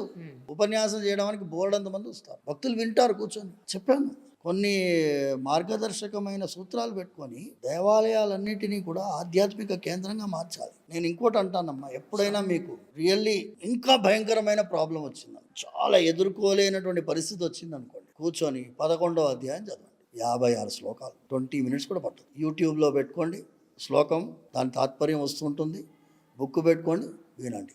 మీరు ఎంత కాన్ఫిడెన్స్, సెల్ఫ్ కాన్ఫిడెన్స్ నింపుతుంది. స్వామివారికి ఒక పేరు ఉందమ్మా, స్వయం ప్రకాశ గోవింద అని పేరు. దీని అర్థం ఏంటి? స్వయంగా ప్రకాశించేవాడు అని అర్థం. మీలో కూడా ఆ స్వయం ప్రకాశాన్ని పెంచేవాడు అని అర్థం. ఇప్పుడు ఈ బల్బ్ ఉంది, ఇది ఎన్ని వాటో తెలియదు, మీరు నేరుగా చూడలేదు కదా ఫ్లాష్ బల్బుని. మీలో కనుక అలాంటి ఒక ఫ్లాష్ స్వామివారు నింపగలుగుతున్నాడు అంటే అర్థమే కదమ్మా, మీరు ప్రకాశవంతులు. ఇప్పుడు స్వయం ప్రకాశకి భగవంతుడు నీలో ప్రకాశం నింపుతాడని అర్థం కదమ్మా. దీంట్లో నేను అన్నాను, వెలిగిపోతావయ్యా నువ్వు అన్నాను. వాడికి 3 సార్లు పాస్పోర్ట్ వీసా రిజెక్ట్ అయింది. 4th టైం పోయాడు. 4th టైం మళ్ళీ హైదరాబాద్ ఎంబసీలో వీసా కోసం అప్లై పెట్టుకున్నాడు, పోయాడు. 3 టైమ్స్ రిజెక్ట్ అయిన వాడు 4th టైం పోతే ఎలా పోతుంటాడు? డౌట్ గానే, అంతే కదా, బిక్కు అనుకుంటూ ఉంటుంది, భయంగా. వీడు పోగానే వీళ్ళు డాక్యుమెంట్లు అన్నీ చూడలేదు, పాస్పోర్ట్ తీసుకున్నారు, పైకి కింద చూసి leave your passport, we're giving you multiple entry అన్నారు. వాడికి ఎలా ఉంటుంది చెప్పండి? అసలు ఆనందానికి అవధులు ఉండవు. వాడు అదే రోజు మళ్ళీ పరిగెత్తుకుంటూ వచ్చి వచ్చి ఎలా చెప్పారు స్వామి, వెలిగిపోతా అంటే. నేను అన్నాను, నిన్ను చూడంగానే స్వామివారు నీలోంచి వీడు మావాడరా, వీడి కొట్రా స్టాంప్ అంటాడు. భగవంతుడు ఇస్తాడమ్మా, వీసా ఫర్ వైకుంఠం ఇస్తాడు. అమెరికా ఏంటి, నేరుగా వైకుంఠానికి ప్రయాణం చేసేటటువంటి వీసా ఉంది కదా. ఈ జీవాత్మ మనం మనిషిగా పుట్టిన తర్వాత ఎక్కడికి పోవాలి? మళ్ళీ కుక్కలాగానో నక్కలాగానో పందిలాగానో పుట్టడానికి పుట్టలే. ఇది ఆఖరి జన్మ, మళ్ళీ ఇంకోసారి ఇంకా జన్మ అవసరం లేదు స్వామి అని స్వామి వారికి శరణు కోరితే వీసా ఫర్ వైకుంఠం. ఇది ఉట్టి ట్రైలర్, మీరు వచ్చి వెళ్తారు కూడా. టీజర్, సినిమాలో రిలీజ్ చేసిన టీజర్ రిలీజ్ చేస్తారు కదమ్మా, ఇది వైకుంఠానికి టీజర్. ఇది చిలుకూరు బాలాజీ. ఇది స్వామివారి సన్నిధిలో నేరుగా వైకుంఠానికి జీవాత్మ పోతే పర్మనెంట్ రెసిడెన్స్ అన్నమాట. దానికే మనం ప్రయత్నం చేయాలి. సో భగవద్గీతలో స్వామివారు మనకి నేర్పించినటువంటిది 3 ముఖ్యమైనది. భగవంతుడు నేను ఉన్నానురా, నీకు భయం లేదురా. రెండవది, నా మీద మనసు పెట్టడానికి కుదరలేదనుకో, నా పని చెయ్యి. భక్తి యోగం మొత్తం 12వ అధ్యాయంలో భక్తి యోగం. అభ్యాసేపి అసమర్థోసి మత్కర్మ పరమో భవ మదర్థమపి కర్మాని కుర్వన్ సిద్ధిం అవాక్సేసి. నువ్వు నా పైన మనసు పెట్టడానికి కష్టంగా ఉంది. ఇప్పుడు ఇన్స్టాగ్రామ్ రీల్ చూస్తున్నాము, ఏవేవో చూస్తున్నాం. ఇప్పుడు మీ పాడ్కాస్ట్ కూడా చూడాలి కదా, టైం తీసుకోవాలి కదమ్మా. ఇప్పుడు ఇవన్నీ చూసుకుంటూ భగవంతుడి పైన మనసు పెట్టడానికి టైం దొరకలేదు. అప్పుడు ఏం చేయాలి? 1 గంట సేపు చిలుకూరుకి వచ్చావా, కొంతసేపు గుడిలో ప్రాంగణం చీపురుగడ్డ తీసుకుని సర్వీస్ సేవ చెయ్యి. ఇంకా టైం ఉంటే ఇంక 2 గంటలు చెయ్యి. అభ్యాసేపి అసమర్థోసి మత్కర్మ పరమవ. సరే, నా దగ్గరే రాలేకపోతున్నావు అంటే ప్రతి పనిలో నన్ను చూసుకో. అన్ని పనులు భగవంతుడికి సంబంధించినవి అని భావించి చెయ్యి.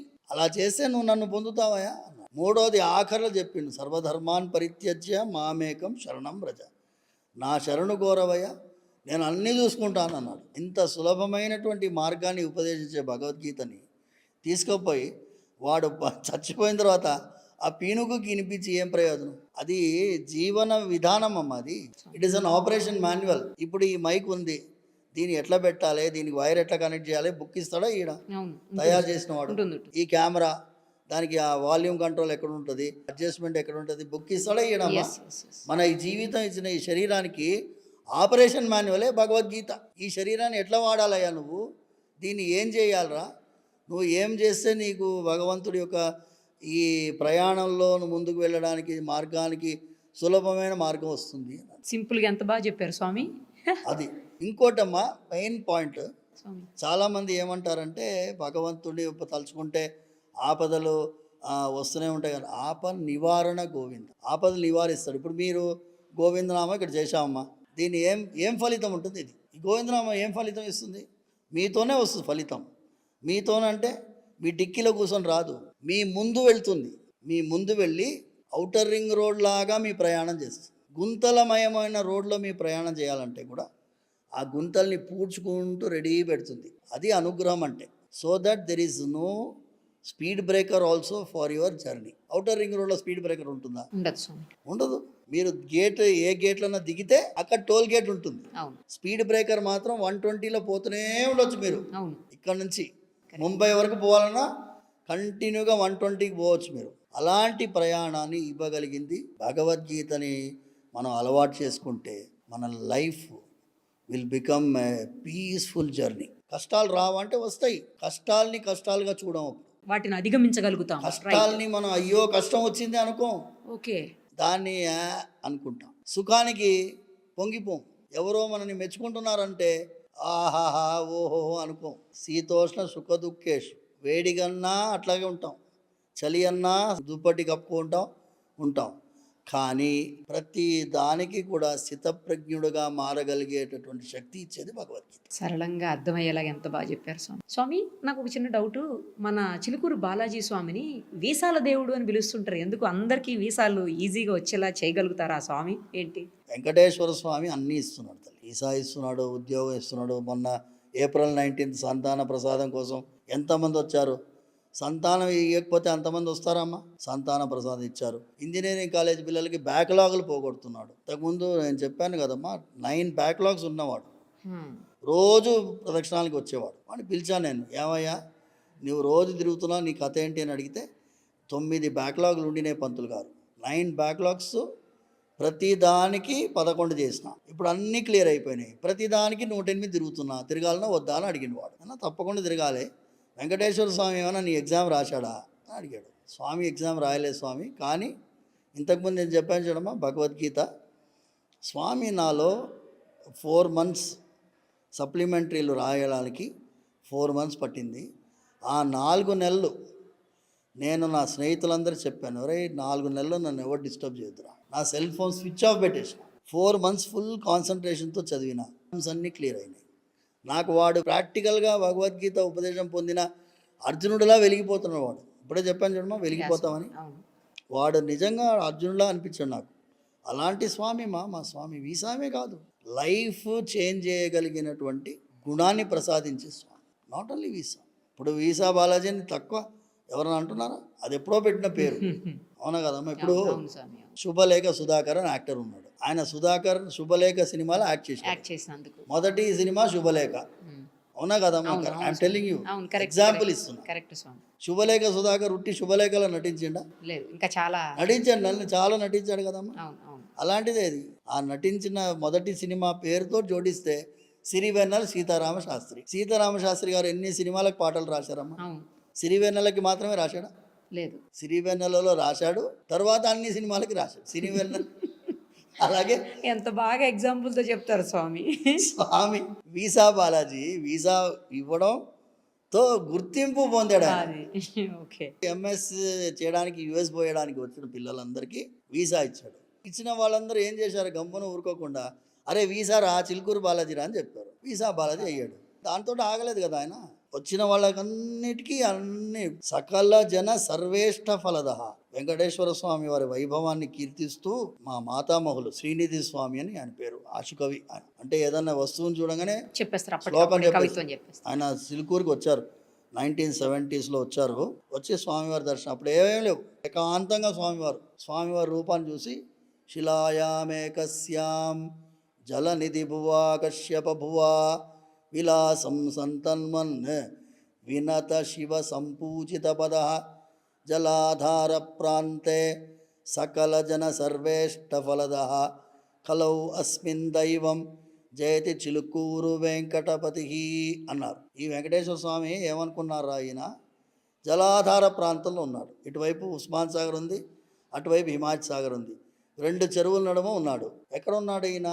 సకల జన సర్వేష్ట ఫలదగా ఉన్నాడు. అందరికీ కూడా మనోభీష్టాలు నెరవేర్చేటట్టుగా ఉన్నాడు. ఈ స్వామి పాదాల దగ్గర అమ్మవార్లు ఇద్దరు ఉన్నారు. శ్రీదేవి కుడివైపు ఉన్నారు, భూదేవి ఎడం వైపు ఉన్నారు.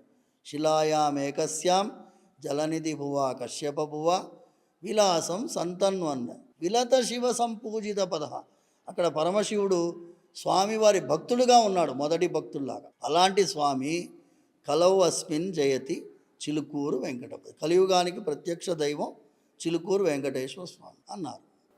అప్పుడు ఏమన్నారు 1970s సకల జన సర్వేష్ట. ఇప్పుడు ఓ కాలం వస్తుందయ్యా, ఇది హైదరాబాదా లేక అది హైదరాబాదా అనిపిస్తుంది నీకు అన్నారు. ఇది భాగ్యనగరం, అది భాగ్యనగరం అన్నారు. సో ఇప్పుడు చూడండి ఎట్లుంది వైభవం. ఖాళీ ఉండదు కదా స్వామి. స్వామివారు ఇక్కడ నుంచి మేదీపట్నంకే ట్రాఫిక్ జామ్, అవునా కదమ్మా? అంతే స్వామి, కరెక్ట్. మూడోది చాలా ముఖ్యమైనటువంటి అంశం ఏంటంటే, ఈ స్వామి ఇవాళ రోజు రాజ్యాంగాన్ని రక్షించే విధంలో పోరాటమే చేసినట్టుగా ఉంది. ఇప్పుడు నేను పోయిన నెల మంగళగిరి వెళ్ళి పవన్ కళ్యాణ్ గారిని కలిసినప్పుడు ఆయన మీ సినిమాలన్నీ చూశానండి నేను చెప్పాను. 40 నిమిషాలు ఆయనతో మాట్లాడింది మొత్తం నేను చెప్పను, కానీ కొన్ని నేను మీ ఫ్యాన్ సార్ అని చెప్పాను. అంటే ఆయన ఏమన్నారు, నేను కూడా మీ అభిమాని అండి అన్నారు. అంటే మీరు జియాగూడ రంగనాథ స్వామి దేవాలయంలో ఒక షెడ్యూల్ క్యాస్ట్ దళిత భక్తుని భుజం పైన మోసుకొని వెళ్ళారు కదా, అది చూశానండి. అది చాలా పెద్ద సామాజిక స్పృహ నేర్పించేటటువంటి ఒక యాక్టివిటీ. అది సులభంగా వెళ్ళిపోయింది జనాల్లో. ఈ మన సనాతన ధర్మంలో వివక్ష అనేది లేదు అనే దానికి వెళ్ళిపోయింది. చిలుకూరు గురించి చాలా విన్నాను, మీరు చేసేటటువంటి కార్యక్రమాల గురించి విన్నాను అని చెప్పారు. అంతే. నేనేమన్నానంటే, ఈ రాజ్యాంగంలో ఆర్టికల్ 26 ఉంది కదమ్మా, దైవానికి మనం చెప్పాక దైవానికి రాజ్యాంగబద్ధమైన అధికారాలు శబరిమల తీర్పు తర్వాత క్వశ్చన్ మార్కులు పడ్డాయి. దాన్ని సరిదిద్దే ప్రయత్నంలో మేము ఉన్నాం. చిలుకూరు బాలాజీ స్వామివారి నుంచి ఎన్నో పిటిషన్లు కూడా వెళ్ళాయి ప్రెసిడెంట్ ఆఫ్ ఇండియాకి. దాంట్లో మీరు సహకరించండి అని ప్రార్థించాం. అయితే ఆయన వారాహి డిక్లరేషన్లో అదే చెప్పారు. మొన్న మేము బంగ్లాదేశ్లో అక్కడ ఉండే హిందువులు మ్యాక్సిమం వాళ్ళు ఎస్సీస్ ఎస్టీస్ అమ్మ. బంగ్లాదేశ్లో ఉండే 90% మంది వాళ్ళు నిమ్న వర్గానికి చెందిన వాళ్ళు. ముఖర్జీలు, చటర్జీలు అందరూ వచ్చేసారు ఇక్కడికి, బంగాల్ వచ్చేసారు. అక్కడ లేరు, అక్కడ తక్కువ మంది ఉన్నారు.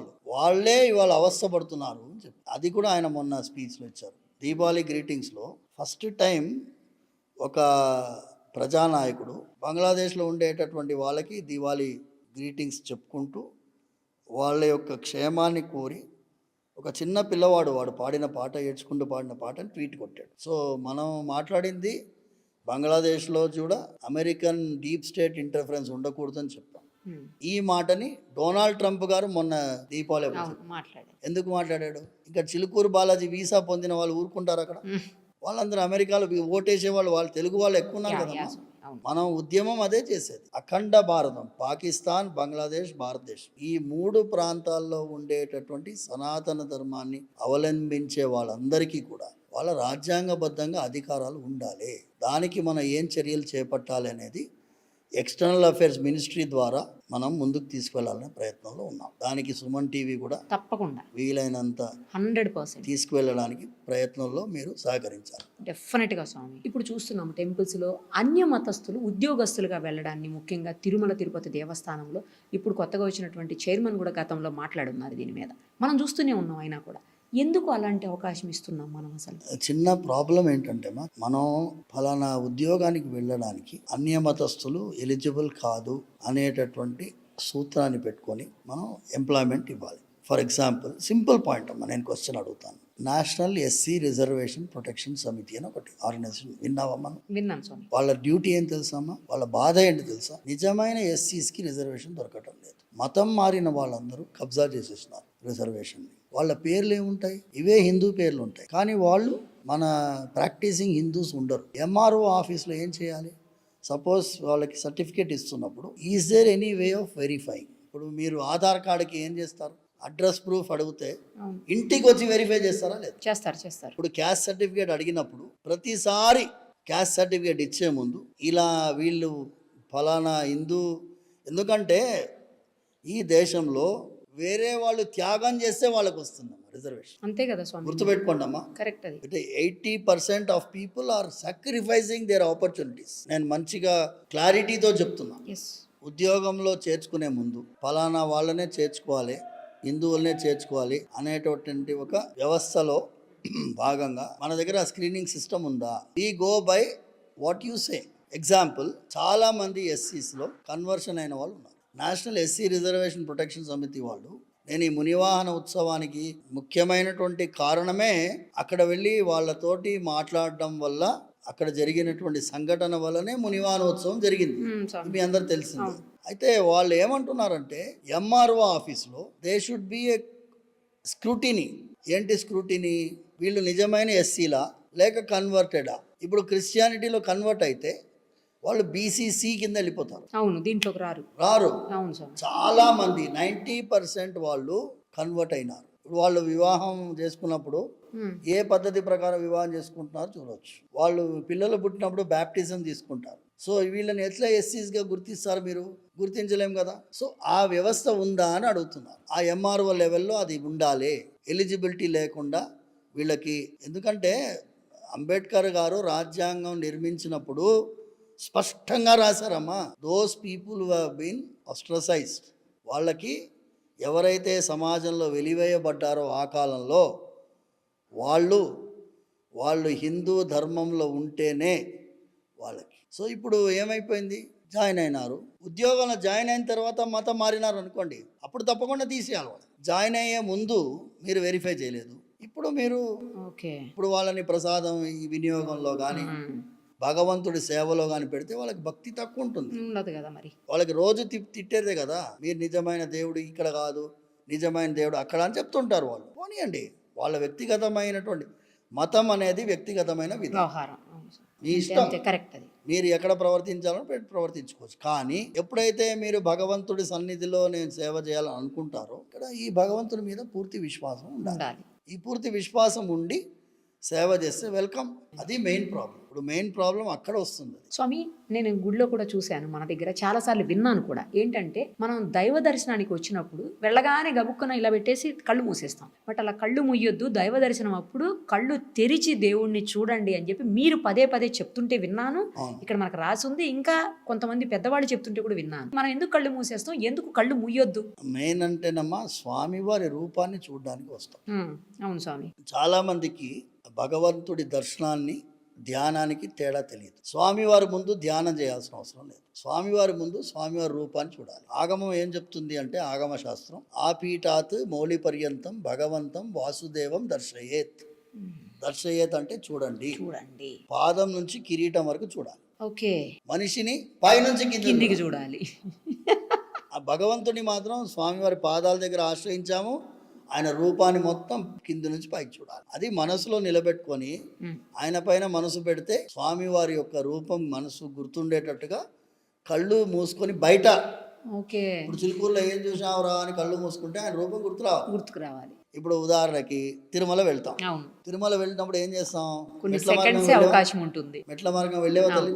వెళ్ళాను సార్. 3600 మెట్లు కంటే ఎక్కువ ఉంటుంది. మెట్ల మార్గంగా వెళ్తాం, దాదాపు 2.5 గంటలు పడుతుంది. పైకి ఎక్కిన తర్వాత వెంటనే దర్శనం దొరుకుతుందా? దొరకదు. ఒక 10 గంటలో 12 గంటలో పడుతుంది. అయిన తర్వాత స్వామివారి ముందు ఎంత టైం దొరుకుతుంది నీకు? కొన్ని సెకండ్స్. గోవిందా అనే లోపల వెళ్ళిపోతాం. తోసేస్తారు. బయటికి వస్తాం. బయటికి వచ్చిన తర్వాత విమాన వెంకటేశ్వర స్వామి చూస్తాము. అవును స్వామి. వైఖానస ఆగమం ప్రకారం ఆ విమానం పేరు ఆనంద నిలయ విమానం. స్వామివారు ఆనంద నిలయ నివాసుడు. ఆనంద నిలయంలో నిలబడేటటువంటి స్వామి. ఆనంద నిలయం అంటే ఏంటి? ఆనందం కొలువుండే ప్రదేశం. మిమ్మల్ని స్వామివారు దర్శనం చేసినప్పుడు ఆ 2 క్షణాల్లో మీ మనసు ఎలా ఉండింది? అన్నీ మర్చిపోయాం. అంతే కదా సార్, ఏం గుర్తురాదు. 2.5 గంటలు కింది నుంచి పైకి నడిచింది మర్చిపోయాం. భక్తులు తోసుకొని నూక్కొని అన్నీ మర్చిపోయి ఆ 2 క్షణాలు స్వామివారి రూపం కళ్ళ ముందు చూస్తాము. అంతే. ఓ పెద్ద రూపం, ఆయన చూస్తూ ఉండాలనిపిస్తుంది, వెళ్ళిపోతాం బయటికి. అలాంటి ఆనందాన్ని ఇచ్చేటటువంటి రూపం కాబట్టి ఆ రూపాన్ని చూడకుండా నువ్వు కళ్ళకి ఆనందాన్ని ఇచ్చే రూపం ఏంటయ్యా అంటే ఆ భగవంతుడి స్వరూపం. రెండవది, కేరళలో గురువాయూర్ వెళ్ళావా మనం? గురువాయూర్లో శ్రీకృష్ణుడు, గురువాయూర్ అప్పన్ అని పేరు ఆయన మీద ఒక ఆయన ఏం చేశారు, నారాయణ భట్టద్రి అని 1000 శ్లోకాలు శ్రీమద్ భాగవతం మొత్తం సారాంశం రాశాడు. ఆయన 1000 శ్లోకాల్లో శ్రీమద్ భాగవతం మొత్తం వర్ణిస్తూ మొదటి శ్లోకం సాంద్రానందావబోధాత్మకం అంటే ఆనందాన్ని ఇచ్చేటటువంటి రూపం ఇది. అనుపమితం కాలదేశావతిభ్యాం నిర్ముక్తం నిత్యముక్తం నిగమశత సహస్రేణ నిర్భాస్యమానం. ఇది ఆదిశేషుడు లాంటి వారి వల్ల కూడా ఆయన రూపాన్ని వర్ణించలేనటువంటి అద్భుతమైన అందమైన రూపం. అలాంటి రూపం ఏవం దుర్లభ్య వస్తువుని, సులభంగా దొరకదు రూపం. దుర్లభ్యమైనటువంటి ఈ వస్తువు ఇక్కడ నిలబడి ఉంది గురువాయూరపురంలో. ఈయనని వదిలేసి ఏదో పనికి మాలినదంతా వెనకాల పరిగెడతారు ఏంటయ్యా అని అంటున్నారు. అంటే రూపాన్ని చూడాలి చూడాలి చూడాలి అని కోరిక. అగ్రే పశ్యామి, నా ముందు కనిపిస్తుంది రూపం అని వర్ణిస్తాడు ఇంకో దగ్గర.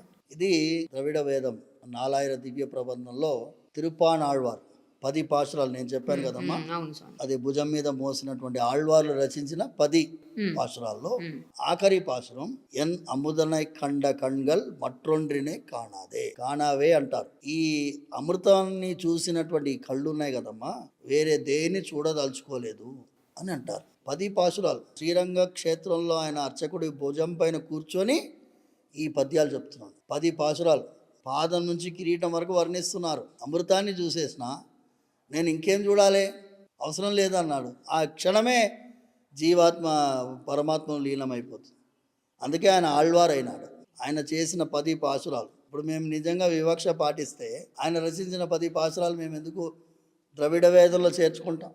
చాలా విశేషమైనది. భగవంతుడికి వివక్ష అనేది ఇష్టమే లేదు అనేదానికి ఇవే ప్రూఫ్. సనాతన ధర్మంలో ప్రతిసారి భగవంతుడు వచ్చి అయ్యా మీరు వివక్ష చేయకండి, వివక్ష చేయని గుర్తు చేస్తున్నారు. స్వామి ఇంకొకటి చెప్పండి, ఇప్పుడు మనం టెంపుల్కి వెళ్తాం, వెళ్ళేటప్పుడు చాలా మంది మార్నింగ్ అసలు బ్రేక్ఫాస్ట్ కూడా చేయకుండా తినేస్తే స్వామివారిని దర్శనం చేసుకోకూడదు అని చెప్పేసి అంటుంటారు. కొంతమంది ఏమో ఆ తినడానికి దర్శనానికి సంబంధం అని చెప్పేసి తినేసి వెళ్ళిపోతారు. ముఖ్యంగా మనం చూస్తుంటాము షిరిడీలో అయితే అసలు ఏమీ ఉండదు, తినేసి వెళ్ళిపోతారు, ఎలా పడితే అలా వెళ్ళిపోతారు. కానీ మనం వెంకటేశ్వర స్వామి టెంపుల్కి వెళ్ళినప్పుడు మాత్రం మనం తిరుపతిలో మాక్సిమం తినకుండా వెళ్ళేదానికే ట్రై చేస్తుంటాం.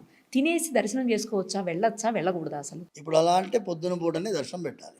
ఇప్పుడు నిజంగా కనుక మీరు ఆహారం స్వీకరించకుండా దర్శనం చేయాలి అనుకుంటే కరెక్ట్, పొద్దున పూటనే దర్శనం పెట్టాలి. ఈ శరీరానికి ఉండే ఆహారానికి కళ్ళకు ఉండే ఆహారానికి ఏమి సంబంధం? మంచి పాయింట్ లేవనెత్తారు స్వామి.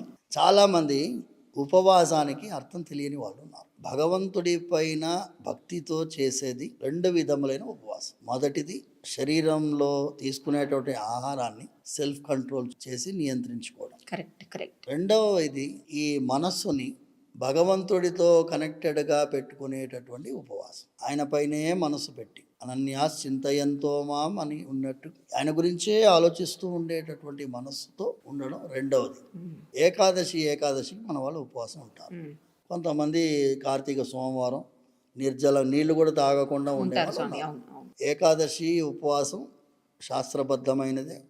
ఈ ఉపవాసం వ్యావహారికమైనటువంటి ఉపవాసాలు. ఏదైనా కూడా భగవత్ సంబంధమైన ఆలోచనలు మనసులో వస్తేనే దానికి వ్యాలిడిటీ. ఆ కాలంలో ఏమయ్యేదంటే శివరాత్రి జాగరణ చేసేవాడు. రాత్రంతా కూర్చొని, సపోజ్ వాడు పేక ఆడుకుంటే కూర్చోడు అనుకోండి, మీనింగ్లెస్.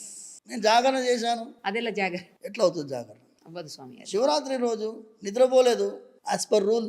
నువ్వు నిద్రపోకుండా ఏం చేశావు? అది ఇంపార్టెంట్ కదా. నిద్రపోకుండా నువ్వు ఏం చేశావు? భగవత్ చింతన చేశావా? భగవంతుడి పైన మనసు బుద్ధి పెట్టావా? లేదే. అవునా కదా? కరెక్ట్ స్వామి. చాలా మంది ఉపవాసం ఉంటారు, ఏకాదశి ఉపవాసం అంటారు. పొద్దు నుంచి చెప్తూనే ఉంటారు, ఏం తినలేదండి వాళ్ళ చెప్తారు, ఇడ్లీ కూడా తినలేదండి అంటాడు. ఉపవాసం ఉన్నట్ట? నువ్వు ఉన్నావు, నోటితో తినలేదు, కానీ మనసంతా ఏం గుర్తు చేసుకుంటుంది? ఇడ్లీని. తిండి గురించే మనసు పోతుంది, ప్రయోజనం లేదు. అందుకే మన పెద్దవాళ్ళు ఏం చేశారంటే, నీ వల్ల కాదురా, నువ్వు ఒక పొద్దున్న ఉండరా బాబు, ఓ 6 గంటలు మేనేజ్ చేసుకో, మధ్యాహ్నది సాయంత్రం పూట ఒక పూట ఏదో పండ్లో పాలో తాగు అని పెట్టారు. ఇప్పుడు దాన్ని మన వాళ్ళు ఏం చేసినారంటే, అన్నం మాత్రం తినకూడదు, ఇంకా సింప్లిఫై చేసి బాకీ అన్నీ తినొచ్చు. వడ తినొచ్చు, ఇడ్లీ తినొచ్చు, దోశ తినొచ్చు. అవి కూడా దాంట్లో తయారైపోయినాయి కదా. వాళ్ళు చెప్పారు దాంట్లో. అంటే మనకి సులభమైనటువంటి మార్గం కావాలి, దానికి ఎక్సెప్షన్స్ కావాలి. అంటే ప్రేమతోటి చేయాలమ్మా. భగవంతుడి పైన అమితమైన ప్రేమ ఉందనుకోండి, మీరు ఆయన చెప్పినటువంటి మార్గంలో నడుచుకుంటూ ఇష్టంగా వెళ్ళిపోతాం. కరెక్ట్ స్వామి. భగవంతుడి పైన ప్రేమ లేదనుకోండి, ఏదో ఫోర్స్ఫుల్గా చేసినట్టు చేస్తే మీ వల్ల కాదు. Correct. Every minute you will feel painful. మీకు ఇష్టమైనటువంటి పని మీరు చేస్తున్నారనుకోండి, మీకు భోజనం గుర్తురాదు, మీకు దాహం ఆకలి గుర్తురాదు, ఏసీ ఎఫెక్ట్ లేదు, ఏమి లేదు. చెమటలు కక్కుకుంటుంటాడు, కానీ చేస్తుంటాడు పని. ఆడు ఇష్టంతో చేసే పని, కష్టంతో చేసే పని కష్టంగానే అయ్యో కష్టపడుతున్నానే అనుకుంటూ చేస్తాడు. ఫైనల్లీ ఒక్కటి చెప్పండి స్వామి, ఇవాళ రేపు చూస్తున్నాము అసలు రిలేషన్షిప్స్కి వాల్యూ లేకుండా పోతుంది. అది భార్యాభర్తలు కావచ్చు, తల్లిదండ్రులు కావచ్చు, అన్నదమ్ముళ్ళు కావచ్చు, అక్క చెల్లెళ్ళు కావచ్చు, ఎవరికైనా కూడా. ఇంత ఘోరమైన పరిస్థితుల్లోకి ఎందుకు పోతున్నాము? అసలు దీనికి ఒక సొల్యూషన్ అనేది లేదా స్వామి? కార్తీక్ సినిమా వచ్చింది కదమ్మా, మెయ్యి అడగన్న ఒక సినిమా వచ్చింది తమిళ్ది రీమేక్, సత్యం సుందరమా, ఎక్సలెంట్ మూవీ మా. సత్యం సుందరం మూవీ మీరు చూస్తే దాంట్లో నువ్వు అడిగిన ప్రశ్న అన్నిటికీ సమాధానం ఉంది. I'm proud of that movie. ఒక్క వల్గర్ మాట లేదు, ఒక్క ఫైట్ లేదు, హీరో హీరోయిన్ కౌగిలించడం కూడా లేదు. Purely family oriented movie. Family oriented, ఫ్యామిలీయే మూవీ. చిన్నప్పుడు ఎప్పుడో అందరూ కలిసి వాళ్ళు ఉన్నటువంటి సందర్భంలో పాత జ్ఞాపకాలని గుర్తు చేసుకుంటూ ఉంటాడు ఆ హీరో. అవసరం లేనటువంటి వారికి ఉపకారం చేస్తుంటాడు, ఎవరిని ద్వేషించకుండా ఉంటాడు, అందరినీ క్షమిస్తూ ఉంటాడు. ఆ మూవీ నేను అడుగుతాను, ఇప్పుడు బలగం సినిమా వచ్చింది కదమ్మా, బలగం ఎలాగైతే ఊర్లో ప్లే చేశారో ఆ సత్యం సుందరాన్ని కూడా ప్రతి ఊర్లో ప్లే చేయాలని మీ ద్వారా ప్రార్థిస్తాను. అందులో ఏంటి అంటే ఇవ్వడంలో ఉండేటటువంటి ఆనందాన్ని చూపించేది. మన సనాతన ధర్మంలో కూడా ఇవ్వడమే గొప్పతనం, వేరే ఏ మతంలో లేదు. వేరే మతంలో 10% మీరు కాంట్రిబ్యూట్ చేయాలంటారు, కానీ కాంట్రిబ్యూట్ చేసిన తర్వాత వాళ్ళ మీద డిపెండెంట్. డబ్బు తీసుకున్న వాళ్ళు ఎక్కడ ఖర్చు పెడతారనేది వాళ్ళ చేతిలో ఉంటుంది. కానీ మన ధర్మంలోనే డైరెక్ట్గా నువ్వే దానం చేయొచ్చు, నువ్వే ఫిజికల్గా సహాయం చేయొచ్చు, నువ్వే 10 మందికి ఉపకారం చేయొచ్చు. ఇప్పుడు మేము చిలుకూరులో ప్రతి శుక్రవారం అన్నదానం చేస్తున్నాం. అవును స్వామి, ప్రతి శుక్రవారం మీరు చూసారు కదా. ప్రతి దానికి ఎందుకు మేము చిలుకూరు కేంద్రంగా ఇవన్నీ చేస్తున్నాము అంటే మానవ సంబంధాలని అట్టడుగున పోయినటువంటి మానవ సంబంధాలు. కొన్ని రోజుల క్రితం దంపతులుగా పెద్దవాళ్ళు, ముసలి వాళ్ళు, భార్యాభర్తలు ఇద్దరు. వాళ్ళు భార్యాభర్తలు నాకు తెలియదు. పెద్ద ఆయన ముందు కట్టెపట్టుకొని నడుస్తున్నాడు, దర్శనం చేసుకుని వస్తున్నాడు బయట. వెనకాలే ఇంకొక అమ్మగారు కూడా కట్టెపట్టుకొని వస్తుంది. అంటే మీరిద్దరు ఏమవుతారు అంటే భార్యాభర్తలు అండి. అవునా అన్నాను. అవునండి అన్నారు. ఎన్ని సంవత్సరాలు అయింది పెళ్ళయ్యి అని అడిగాను. 60 అయి ఉంటాయండి అని చెప్పి. 60 అంటే వాళ్ళ అమ్మాయి ఉన్నింది, మొన్ననే 61 చేసుకున్నారండి ఆ వెడ్డింగ్ యానివర్సరీ. నేను అన్నాను మైక్లో, వీళ్ళిద్దరే అండి ఇప్పటికి జనరేషన్కి ఆదర్శం అని నేను మైక్లోనే అడిగాను. అమ్మ మీకు ఆయన మీద ఎప్పుడు కోపమే రాలేదా? పోరడన్ని సార్లు వచ్చింది. ఆయన మొండి, ఆయన చెప్పిన మాట ఇల్లుడు అంటుంది. పబ్లిక్లో in fact literally speaking she is insulting him. అంతే కదా అక్కడ, అంతే కదమ్మా. కరెక్ట్ స్వామి. ఆయన నవ్వుకుంటూ మరి ఏం తాతగారు మీరు మొండి చేస్తారటండి. పోన్లేండి ఈవిడ చాదస్తాం చూసారా మరి. ఆయన ఆవిడని అంటున్నాడు, ఈవిడ ముసిముసి నవ్వుతుంది. ఒకరినొకరు పబ్లిక్లో వాళ్ళ క్యారెక్టర్ గురించి చెప్పుకుంటున్నారు, కానీ ప్రేమ కనిపిస్తుంది. విమర్శిస్తున్నారు కానీ ప్రేమతో విమర్శిస్తున్నారు. అనుబంధం అలా ఉండాలమ్మా. మీ కోపం వ్యక్తం చేయండి, కానీ ప్రేమతో చెప్పండి. ఇది నాకు నచ్చలేదండి, మీరు చేశారు కానీ నచ్చలేదు, చేస్తే బాగుంటుందండి. ది అఫెక్షన్ ఈ స్లోలీ రెడ్యూసింగ్. చిలుకూరులో అందుకోసం మేము కన్యాబంధనం చేసాం, రక్షాబంధనం కార్యక్రమం. అన్నాదమ్ముల అనుబంధము, అన్న చెల్లెల అనుబంధం, ఆ ఫీలింగ్ అనేది జనరేషన్స్లో తగ్గిపోయింది. ఇప్పుడు ఈ అమ్మాయిని కనిపిస్తే గర్ల్ ఫ్రెండ్గానే ఉండాలని అమ్మాయి, వేరే రిలేషన్షిప్పే లేవా? ఉట్టి అదే ఆలోచన. ఎప్పుడు ఈ లైన్ ఆఫ్ థింకింగ్ అనేది తగ్గాలనేది ప్రయత్నమే చిలుకూరు.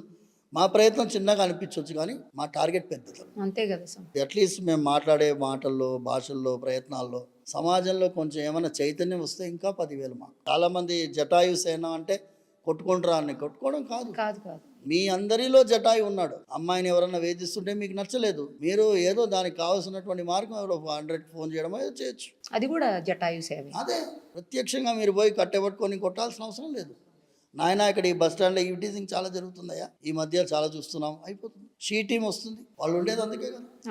ఆ అమ్మాయి చెప్పలేకపోతుంది, మీరు చెప్పొచ్చు కదా. సో ఇవన్నీ కూడా మనం, వీళ్ళు కూడా మన వాళ్ళు అనేటటువంటి ఆ భావనతో చేస్తే చాలా ఆనందం. ఇప్పుడు ఏదో ఒక ట్విట్టర్లో చూసానమ్మా, ఒక చిలుక నూనెలో పడిపోయి చిలుక బాల్కనీలో ఉంటుంది. అది నూనెలో పడింది కాబట్టి ఎగరలేకుండా. ఒక ఆయన ఏం చేస్తాడు, ఆ చిలుకని మెల్లగా సర్ఫ్ తోటి స్లోగా గ్లౌజ్ వేసుకొని కదిలి ఎందుకంటే ఒకటేసారి కడిగితే కూడా చిలుక చచ్చిపోతుంది. స్లోగా మెల్లగా దానికి నూరగా వచ్చి మెల్లగా కొన్ని తీస్తాడు. ఆ చిలుక ఏమవుతుంది, ఎగిరిపోతుంది. ఎగిరిపోయిన తర్వాత సాయంత్రానికి కొన్ని వందల చిలుకలు వాళ్ళ ఇంటి బయట థ్యాంక్స్ చెప్పడానికి. అది నేను చూసాను. This is how they thank. ఆ చిలుక పోయి ఈడే నన్ను కాపాడాడు, ఈ ఇంట్లో ఉంటాడు అని చెప్పి అన్ని చిలుకలు వచ్చాయి. ఉట్టి కాకి అరుస్తుంది అన్నారు కదా, కాకి మాత్రమే కాదండి, ప్రతి జీవరాశి మీకు కృతజ్ఞతతో ఉంటుంది. మనిషి అనేటటువంటి జంతువు మాత్రమే లేకుండా ఉంది. కృతజ్ఞత లేకుండా ఉంటాడు. కాబట్టి ఆ కృతజ్ఞత అనే గుణాన్ని మనం సమాజంలో నేర్పించే ప్రయత్నం చేయాలి. కాబట్టి అందుకే సుమన్ టీవీకి మళ్ళీ మళ్ళీ అభినందన తెలియజేస్తున్నాం ఈ ప్రయత్నంలో ముందుకు వస్తున్నందుకు. కనీసం తల్లిదండ్రుల పట్ల కూడా లేకుండా పోయింది. తల్లిదండ్రుల పట్ల అయితే చాలా ఘోరమైన, అదే కదా స్వామి అసలు. అందుకే నేను చెప్తున్నాను కదా, సందేశాత్మకమైన మూవీ ఆ సత్యం సుందరం వారికి మీ ద్వారా వారికి అభినందనలు తెలియజేస్తున్నాను. వాళ్ళకి ప్రొడ్యూసర్ తెలీదు, నాకు డైరెక్టర్ తెలీదు. ఏదో ఓటీటీలో చూశాను, మా వాళ్ళు చెప్పారు ఏదో సినిమా బాగుందటండి అంటే. అదే సందేశాత్మకం అంటేనే కదా మీరు చూస్తారు, నాకు అర్థమైంది. చాలా అద్భుతంగా తీశారు movie and I'm proud of them. Karthik గారికి మీ ద్వారా మెసేజ్ పంపిస్తే సంతోషిస్తాం. తల్లిదండ్రుల గురించి కూడా చెప్పారా స్వామి అందులో? తల్లిదండ్రులు కూడా అది తల్లిదండ్రులని అభిమానిస్తారు. మీ నాన్న నాకు ఈ సైకిల్ ఇచ్చాడయా, మీ నాన్నకి నేను రుణపడి ఉంటాను. ఈ పిల్లవాడు ఉన్నాడు కదమ్మా, కార్తిక్ హీరోగా అయ్యాడు. ఈ పిల్లవాడు వాళ్ళ నాన్నగారిని ఎంత అభిమానిస్తాడంటే ఆ సైకిల్ తీసుకొస్తాడు వాళ్ళ నాన్నగారు. ఆ సైకిల్ తీసుకొస్తే వీడు వెయిట్ చేస్తుంటాడు సైకిల్ కోసం. ఈ పిల్లవాడు సందు ద్వారం నుంచి అరుచుకుంటూ వస్తాడు నాన్నగారు, వీడిని పిలుచుకుంటూ. అంటే వీడికి సైకిల్ నచ్చింది ఇవ్వాలని చెప్పి. ఓకే, అంత ప్రేమ వాడికి నాన్నగారు అంటే. కనీసం తల్లిదండ్రులు చనిపోతే చివరి చూపుకి చివరి కార్యక్రమాలకు కూడా రాని వాళ్ళకి రాని దౌర్భాగ్యపు స్థితిలో సమాజం ఉంది. ఇంకో ఉదాహరణ ఇస్తాను. ఫ్రాన్స్ దేశంలో ఏమైందంటే, ఒక్కసారి 10 ఏళ్ల ముందు గూగుల్ కొడితే మీకు వస్తుంది. యాన్యువల్ సమ్మర్ వెకేషన్ పోతారు వాళ్ళు, భార్యాభర్తలు వాళ్ళు ఏకాంతంగా వెళ్తారు. ఈ ముసలోళ్ళకి చెప్తే వాళ్ళకి డిస్టర్బెన్స్ ఉంటుందని చెప్పి వాళ్ళ ఇంట్లో నిండా సామాన్లు నింపి తిండి పదార్థాలు నింపుకొని వీళ్ళకి అన్ని రెడీ చేసి పెట్టా, మీరు తినాలి ఉండాలి అని చెప్పి. భయంకరమైన సమ్మర్ ఆ సమయంలో ఫ్రాన్స్ దేశంలో పిట్టల్లా రాలిపోతున్నారు ముసలోళ్ళు. వాళ్ళు ఫ్రాన్స్ దేశం టీవీల్లో రేడియోలో చెప్పింది, మీ తల్లిదండ్రులందరూ ఒక్కొక్కరు చచ్చిపోతున్నారు, మీరు ఎక్కడున్నా వెంటనే రండి రిటర్న్ అని చెప్పి. అంటే అక్కడ అట్లాంటి గుణం ఉంది. తల్లిదండ్రులని పట్టించుకోనటువంటి గుణం టీవీల్లో చెప్పాల్సినటువంటి పరిస్థితి. ఈ దేశాన్ని కూడా అట్లా తీసుకెళ్తున్నారేమో అని. నేను ఇంకోటమ్మా, ఈ దశరథ మహారాజు పిల్లవాడిని శ్రవణ కుమార్ని చంపేస్తాడు, తెలుసు కదా మీ అందరికీ. అది శబ్ద భేది పెట్టి ఏనుగు తొండంలో నీళ్లు తాగేటట్టు చప్పుడు వస్తే అక్కడ కొడతాడు. కొడితే చిన్న ముని కుమారుడు పిల్లోడు చచ్చిపోతాడు. చచ్చిపోతూ ఏమంటాడంటే, మా నాన్నగారికి దాహం వేస్తుందయ్యా, ఈ నీళ్ళ బిందె తీసుకెళ్ళి వాళ్ళకి ఇవ్వు. వాళ్ళిద్దరు గుడ్డోళ్ళు, తల్లి గుడ్డిది తండ్రి గుడ్డివాడు. ఆ పిల్లవాడు రాలేదు, ఈ ఎవరో తీసుకొచ్చారు, మీ అబ్బాయి చనిపోయాడు అని చెప్తున్నారు. వాళ్ళు శపిస్తారు దశరథ మహారాజు. తల్లిదండ్రుల శాపం ఎంత భయంకరంగా ఉంటుంది అనే దానికి రామాయణం యొక్క ఎగ్జాంపుల్. మేము ఎట్లాగైతే పిల్లవాడు లేకుండా అనాథగా చేస్తున్నామో నీకు కూడా అదే గది పడుతుంది దశరథ అంటారు. దశరథ చనిపోయినాడు ఎవరున్నారు పక్కన? భరతుడు లేడు, శత్రుఘ్నుడు లేడు, రాముడు లేడు, లక్ష్మణుడు లేడు. తల్లిదండ్రుల శాపం భయంకరంగా ఉంటుంది. నేను వాళ్ళ మీద ప్రేమతో కాదు, మీ క్షేమం కోరి, మీ బాధ్యత కోరి, వాళ్ళ కళ్ళల్లో ఒక్క చుక్క నీళ్లు రాకుండా దయచేసి కాపాడండి, చూసుకోండి అని అంటాను. ఈ మెటీరియలిస్టిక్ ఇన్కమ్ ఎంత సంపాదిస్తే సరిపోతుంది చెప్పండి? ఎంత సంపాదిస్తే సరిపోతుంది? వాళ్ళు ఏం చేశారో మనం తిరిగి ఇవ్వలేం వాళ్ళకి. ఇప్పుడు ఇవాళ అమ్మ హ్యాండిక్యాప్డ్ అమ్మ పిల్లవాడు, నడవలేని పిల్లవాడు, తల్లి పాపం తీసుకొని వచ్చింది. ఆ పిల్లవాడు రిటార్డెడ్ మెంటలీ, కానీ తల్లికి వాడు పిల్లవాడే కదమ్మా, 9 మాసాలు మోసింది కదా. తండ్రి ఏమో పాపం కొంచెం దూరం ఉన్నాడు, ఆయన కూడా ఏమీ ఇరిటేటెడ్గా లేడు. తల్లి పాపం ఆ పిల్లవాడు నోట్లోంచి లాలాజలం కారుతుంది, పిల్లవాడిని కొంచెం ఆశీర్వదించండి స్వామి అంటుంది. తల్లి గుణం అలాంటిదమ్మా. అది ఎందుకు అర్థం చేసుకోలేకపోతున్నారు స్వామి? తల్లి వాత్సల్యంతో నిండి ఉంటుంది. వాత్సల్య నిర్భరతయా జననీ కుమారం. అంటే ఆవు కూడా దూడను చూడంగానే పాలు కారుస్తుంది. దూడ తీసుకురాకపోతే నువ్వు పాలు పిండలేవు, అవునా కదా? దూడను చూపిస్తేనే నువ్వు పాలు పితగలవు. ఆవు దూడను చూసి మనకి పాలు ఎలా ఇస్తుందో, తల్లి మనల్ని చూడంగానే కళ్ళల్లో అంత వాత్సల్యం నిండా ఉంటుంది. 80 ఏళ్ల తల్లి 60 ఏళ్ల పిల్లవాడు ఇంకా తిన్నాడా అనుకుంటుంది. 60 ఏళ్ల ముసలోడు తినకుండా ఉంటాడా అమ్మా? వాడు తినకుండా వాడికి ఆకలి తట్టుకోలేడు రా, వాడు ముందు తినమని రా అంటుంది ఆఫీస్ నుంచి వస్తేవాడు. తల్లి గుణం అలాంటిది. తమిళంలో సామెత, పెద్ద మనం పిత్తు పిల్ల మనం కళ్ళు అంట. తల్లి గుణము అంటే పిచ్చిది తల్లి. పిల్లవాడి రాయి లాంటి వాడు, గుండె రాయి లాంటి వాడు. ఈ విషయంలో మీరు చాలా ఆదర్శవంతులు స్వామి. మిమ్మల్ని చూసి ఎంత నేర్చుకున్నా ఎంత చెప్పినా తక్కువే. నాన్నగారికి ఈ వయసులో కూడా మీరు సర్వీస్ చేస్తూ ఆయన్ని ప్రతిక్షణం చూసుకుంటూ ఆయనకి దగ్గరుండి మీరే ఫుడ్ తినిపిస్తూ నేను ఎన్నోసార్లు చూశాను కూడా, నా కళ్ళారా చూశాను నేను. ఇప్పుడు కూడా మీరు వెళ్ళి అదే చేయబోతున్నారు, నాకు అది కూడా తెలుసు. లేట్ అవుతుంది, నేను అందుకనే ఇంకా సెలవు తీసుకుంటున్నాను స్వామి ఇప్పటికీ. కానీ మిమ్మల్ని వదిలేదైతే ఉండదు. Thank you Swamy.